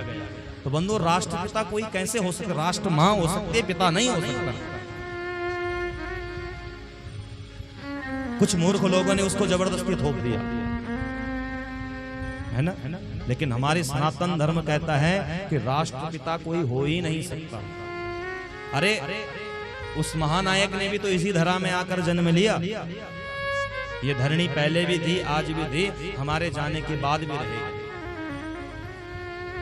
तो जिसका लालन पालन भी इस माता ने ही किया होगा, तो वो इस माता का पति कैसे बन सकता है, इस राष्ट्र का पिता कैसे बन सकता है? ये सोच से बाहर है। कभी विचार करना इस तथ्य पर। तो हमारे सनातन धर्म कहता है कि आपके तो पिता एक ही है। हाँ, मां हो सकती, लेकिन पिता एक ही। तो सबके रिश्तों की अपनी मर्यादा है, अपना दायरा है, और उन मर्यादों में रहकर ही बंधुओं हमारा जीवन धन्य हो जाए। यह निवेदन भगवान से। तो चरणों का प्रक्षालन करने से लक्ष्मी की प्राप्ति होती है। बोले, हे लक्ष्मी मैया, तुम्हारा निवास ब्राह्मण के चरणों में रहेगा। इसलिए बंधुओं, ब्राह्मण के चरणों का अपने से बड़ों के मुंह पर दृष्टि नहीं लगानी चाहिए। उनके तो चरणों को छुओ, चरणों का स्पर्श करो, चरणों पर दृष्टि रखो, आपका जीवन मंगलमय हो जाए। देवताओं ने कहा, बोले प्रभु मुझे क्षमा करना, मैंने आप पर प्रहार कर दिया। भृगु जी ने कहा, मैंने देवताओं ने, हम सब देवताओं ने यह निर्णय लिया कि हम त्रिदेवों में श्रेष्ठ को जानना चाहते थे, लेकिन हे प्रभु, आपका जैसा दयावान, आपका जैसा श्रेष्ठ कोई और हो ही नहीं सकता।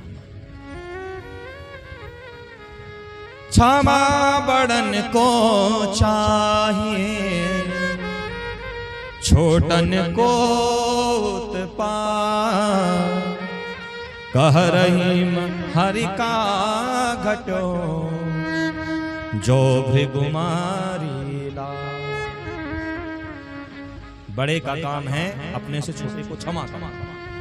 छोटों से कोई अपराध हो भी जाए तो कोई बात नहीं, क्षमा कर दो, एक दो बार समझा दो, बता दो मार्ग, और बड़े का काम ही क्षमा करना। तो बोले, हे प्रभु, आपसे बड़ा श्रेष्ठ, आपसे श्रेष्ठ देवता कोई और हो नहीं सकता, मुझे क्षमा करना। और हम ऋषियों ने यह सब कहा था, सो हम आपकी परीक्षा लेने आए, और प्रभु मुझे क्षमा करना। तो बंधुओं, त्रिदेवों में भगवान विष्णु ही एक श्रेष्ठ देवता हैं। इधर अब भगवान एक दिन सोच रहे हैं कि बोले, भैया अब मैंने अपनी लीलाओं को 125 वर्ष तक कर लिया है, और अब एक काम करता हूं कि अब इन लीलाओं को विराम देने का समय आ गया। इन लीलाओं को विराम देने का समय आ गया। तो भगवान अपनी सुधर्मा सभा में बैठे थे, समस्त यदुवंशियों को बुलाया गया, और सारे यदुवंशियों को भगवान ने दिव्य उपदेश दिया। बोले, हे बेटा, रूप यौवन संपत्ति प्रभुत्तम विवेकतः, एक एक मप्यनार्थाया किमु यत्र चतुष्टयम्। बोले, बेटा, जीवन में ध्यान रखना कि रूप को पाकर, यौवन को पाकर, संपत्ति को पाकर, इन सब को पाकर कभी जीवन में अभिमान मत करना। माता पिता गुरु गाय, इनका कभी अपमान मत करना, तिरस्कार मत करना। बड़ा दिव्य उपदेश भगवान ने इन सबको दिया। और इधर पिंडारक क्षेत्र में सप्तऋषि तपस्या कर रहे थे। यदुवंशियों की बंधुओं बुद्धि खराब हो गई, और इन यदुवंशी बालकों ने जामवती का पुत्र जो सांब था, उसके पेट में वस्त्र बांधे, और मनी मन सोच रहे हैं सबके। बोले, देखते हैं इन ऋषि मुनियों को कुछ आता जाता भी है कि केवल ये माला पकड़कर बैठे रहते हैं बस। बोले, एक काम करते हैं, इनकी परीक्षा लेते हैं। अब सांब को इन्होंने वस्त्र पहनाए गए पेट में, और नारी का स्वरूप बनाकर ले गए ऋषि मुनियों के पास सन्मुख। बोले, महाराज, ये हमारे नई बहू है, गर्भवती है, हम जानना चाहते हैं कि इसका पुत्र होगा कि पुत्री होगी। नारद जी ने देखा, नारद जी जान गए, नेत्र बंद कर दिए, अबोध बालक। भृगु इत्यादि अनेक ऋषि बैठे हैं, सबने अनदेखा कर दिया। अंत में बंधुओं दुर्वासा जी बैठे थे और दुर्वासा को यह अच्छा नहीं लगा। अरे हे यदुवंशियों, भगवान के वंशजों, तुम्हारी बुद्धि को बुद्धि हो गई है, तुम आज संतों की परीक्षा लेने पर उतरे हो। मैं तुम्हें श्रापित करता हूँ, श्राप देता हूँ कि ना तो इसका पुत्र होगा ना इसकी पुत्री होगी। मंदा मुसलम कुलनासनम, बोले इसके गर्भ से एक मूसल का टुकड़ा होगा और इसी से तुम समस्त यदुवंशियों का कुल का विनाश हो जाएगा। श्राप दे दिया। उग्रसेन जी को जब यह बात पता चली तो इसके पेट से वस्त्र हटाए गए, मूसल का टुकड़ा निकला, सो इन्होंने घिसकर समुद्र में डाल दी। एरक नाम की घास उत्पन्न हो गई, एक टुकड़ा बचा, उसको डाल दिया समुद्र में। इस टुकड़े को मछली ने खा लिया और मछली ने खाया, इसको मछुआरे ने पकड़ा। जब मछली के पेट को फाड़ा तो एक टुकड़ा निकला, उसको इस व्याध ने अपने बाण के अग्र भाग पर लगा, नुकीला करके। इधर बंधुओं भगवान को यह सब पता चला और नारद जी वसुदेव का संवाद होता है। 24 गुरुओं की बड़ी दिव्य कथा आती है और बोले 24 गुरुओं की कथा आती है अपने जीवन में। दुर्लभो मानसो देहो देहि नाम क्षण भंगुरा, बोले हमारा यह जो मनुष्य मात्र का प्राण जीवन है यह बड़ा दुर्लभता से मिलता है। देहि नाम क्षण भंगुरा, न जाने कब समाप्त हो जाए, इसलिए हमें जीवन में उद्यम करना चाहिए, सत्कर्म करना चाहिए। और बंधुओं दत्तात्रेय जी ने अपने जीवन में 24 गुरुओं को बनाया। गुरु बिनु भव निधि तरई न कोई। पृथ्वी को गुरु बनाया, पृथ्वी जल तेज वायु आकाश। पृथ्वी से सहनशीलता सीखी, वायु से सीखा संभाव से बहना, जल से सीखा हमेशा निर्मल रहो, ठंडक न करो। भगवान सूर्य को गुरु बनाया, चंद्रमा को गुरु बनाया। सूर्य से गुण सीखा कि समय से आओ, समय से उठो, समय से सो। चंद्रमा से गुण सीखा, चंद्रमा शुक्ल पक्ष में बढ़ता है, कृष्ण पक्ष में घटता है। अर्थात तो जीवन में सुख भी आएगा, दुख भी आएगा, परेशान नहीं होना, दुखी नहीं होना। और कुरुंग मातंग पतंग भृंगा मीना हता पंच भिरेव पंच। कुरुंग माने हिरन को गुरु बनाया। हिरन को पकड़ने वाले मुरली कालीनाथ करते हैं, हिरन आंखें बंद कर देता है, 100 बाण मारते हैं, जीवन समाप्त। बोले संसार की विषय वासनाओं में ज्यादा लिप्त नहीं रहना चाहिए। मातंग माने हाथी को गुरु बनाए। हाथी के जीवन में काम होता है, हाथी को पकड़ने वाले गड्ढा खोदते हैं, सो उसमें ही कामासक्त होकर गिर पड़ता है। ऐसे ही बंधुओं अपने जीवन से काम को त्यागो। पतंग माने कीड़े मकोड़े। आजकल घर की बाहर का जो बल्ब जलता है उसको कीड़े पकड़ना चाहते हैं, उस पर आकर्षित होकर आते हैं और गर्म बल्ब पर स्पर्श होते ही जलकर मर जाते हैं। ऐसे ही ये संसार दिख तो बहुत अच्छा रहा है, लेकिन हम भी उन कीड़े मकोड़ों के जैसे जलकर भस्म हो जाते हैं ना। तो संसार में ज्यादा रमना भी ठीक है। भौरे को गुरु बनाया कि अंत समय में संग्रह वृत्ति नहीं होनी चाहिए, नहीं तो कभी भी किसी दिन कोई आएगा गला काटकर समाप्त कर देगा। मछली को गुरु बनाया। मछली खाने की शौकीन होती है ना, चटोरी, तो मछली को पकड़ने वाले कांटे पर कुछ लगाते हैं और जो खाना चाहती है खींची चली आती है। ऐसे ही अंत समय जब आ जाए तो अपने वाणी पर नियंत्रण रखो, बोलने में भी और खाने में भी।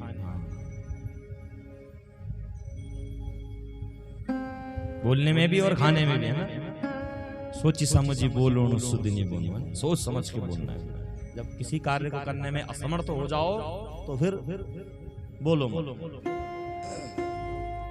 इन सबको बंधुओं गुरु बनाया। पिंगला को गुरु बनाया, एक बाण बनाने वाले को गुरु बनाया और बालक को गुरु बनाया, एक कन्या को गुरु बनाया। इस प्रकार से इन्होंने 24 गुरुओं को जीवन में धारण किया। और बंधु हमारा भी गुरु होना चाहिए। जिनके गुरु ना हो, जिन्होंने गुरु धारण न किया हो, तो आप शंकर को गुरु मानिए, अपने पति को गुरु मानिए और अपना भगवान का भजन करके उद्धार की। यद्यपि गुरु सब कुछ है, लेकिन गुरु भगवान है ना। भगवान का अलग विषय गुरु। यद्यपि पहले कहते हैं कि गुरु के चरणों में ही वंदन करें, क्योंकि गुरु ही वह है कि जो आपको भगवान का मार्ग बताए। तो गुरु आपको मार्ग बता सकता है, बाकी कर्म करना आपके हाथ में है, कर्म आपको करना है। और भगवान का भजन करें और इसी भजन से ही बंधु हमारा तरण तारण हो सकता है। तो इस प्रकार से 24 गुरु बनाए और बंधुओं इन कौरवों ने इन यदुवंशियों ने एक दिन क्या किया कि यह तीर्थ क्षेत्र में गए और यहाँ स्नान इत्यादि किया, दान करना था, लेकिन गलती कर बैठे, मदिरा का पान किया और मदिरा पान करते एक दूसरे से झगड़ बैठे। लड़ते लड़ते लड़ते लड़ते समस्त यदुवंश समाप्त हो गया, कुछ ही इनमें बचे हुए हैं। और सो भगवान ने कहा कि भैया तुम भी द्वारिका को खाली कर दो, कुछ दिन के बाद द्वारिका डूब जाएगी। और वह सब वहां गए। अब भगवान दोनों इस विरह में एक स्थान में बैठे हुए हैं, एक वृक्ष के नीचे, और अपने चरण को हिला रहे हैं। इधर यहाँ व्याध आया शिकार खेलने के लिए, और शिकार खेलने के लिए आया। सो भगवान के पांव को हिलता हुआ देखा, सोचा कि मृग अपनी गर्दन हिला रहा है। सो बाण मारा, भगवान पर लगा, भगवान नीचे गिरे, चरणों में आकर क्षमा मांगने लगा। बोले प्रभु क्षमा कीजिए। भगवान ने कहा, बोले पहचानो मुझे, मैं राम हूं, मैं राम था और तुम बाली थे पिछले जन्म में। तो भगवान ने जब बाली को मारा तो बाली ने कहा कि प्रभु मैंने तुम्हारा क्या बिगाड़ा था, तुमने मुझे निरपराध को मारा, लेकिन अगर तुम लड़ना भी चाहते थे तो सामने आकर लड़ते, छिप कर क्यों मारा मुझे। भगवान ने कहा कोई बात नहीं, मैं किसी का कर्जा नहीं रखता। बोले आज उसी दशा में तुमने भी मुझको मार दिया है, सो तुम्हारा मेरा हिसाब किताब बराबर। और सो बंधुओं शास्त्र कहता है कि मानो भगवान अंतिम 6वां प्रश्न पूछा था ऋषियों ने कि धर्मकम शरणम, धर्म किसकी शरण में गया। तो बंधुओं मानो आज यह भागवत रूपी धर्म आज हम सबके सन्मुख है और भगवान अब अपने स्वधाम को जा रहे हैं। तो शास्त्रकार कहते कि वह परमात्मा अपने धाम को नहीं अपितु इसी श्रीमद् भागवत महापुराण में ही विलीन होगे। श्रीमद् भागवताख्योयम प्रत्यक्षः कृष्ण एव ही। ये किताब नहीं, ये पुस्तक नहीं, ये तो साक्षात भगवान श्री कृष्ण का वांग में बोली भागवत भगवान की। अब इधर बंधुओं वह 7वां दिन अब विराम की ओर है। सुखदेव जी ने परीक्षित से कहा, बोले हे परीक्षित अब 7 दिन पूर्ण हो गए, भागवत की कथा विराम हो गई, मैंने तुम्हें पावन कथा को श्रवण कराया, अब बेटा वो कालिया नाग आता ही होगा और मैं नहीं चाहता कि वो मेरे सामने तुम्हें डसे और तुम्हारी मृत्यु हो, क्योंकि मेरा स्नेह तुमसे हो गया है शिष्यवश और मैं नहीं चाहता, इसलिए अब मुझे आज्ञा दीजिए, मैं यहाँ से चलूं। परीक्षित ने कहा, बोले गुरुदेव मुझे डर लग रहा है। सुखदेव जी ने कहा तुझे डर लग रहा है, इतना बड़ा भागवत का ज्ञान मैंने तुझे दे दिया, अरे तुम मरोगे नहीं, राजा मरेगा तुम्हारा शरीर, तुम तो राजा,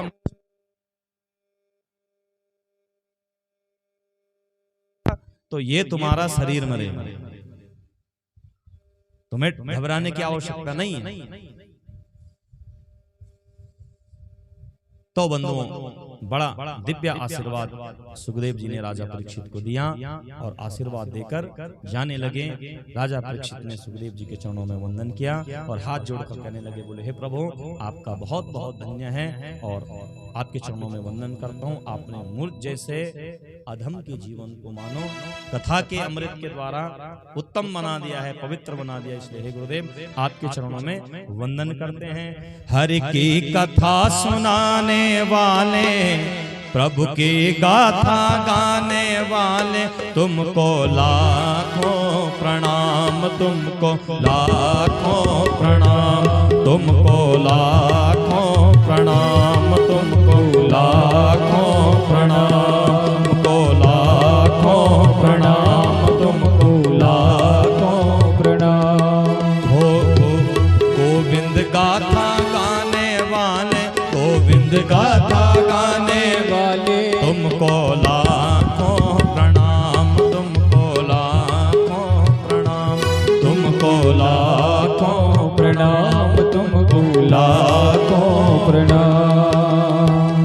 बोले सुखदेव जी महाराज की जय। और आशीर्वाद देकर सुखदेव जी यहाँ से बंधु विदा हुए। और अब इधर परीक्षित के पुत्र जन्मेजय ने मानो चारों ओर सेना को लगा दिया कि वह तक्षक आ न पाए। तक्षक को जब यह बात पता चली तो तक्षक एक ब्राह्मण का रूप धारण करके आए। मार्ग में दूसरा ब्राह्मण मिला, बोले कहाँ जा रहे हो? बोले महाराज राजा परीक्षित को तक्षक काटने आएगा, मैं उसी को बचाने जा रहा हूँ। तक्ष ने कहा, बोले महाराज अच्छा इतना दिव्य शक्ति है तुम पे? बोले हाँ।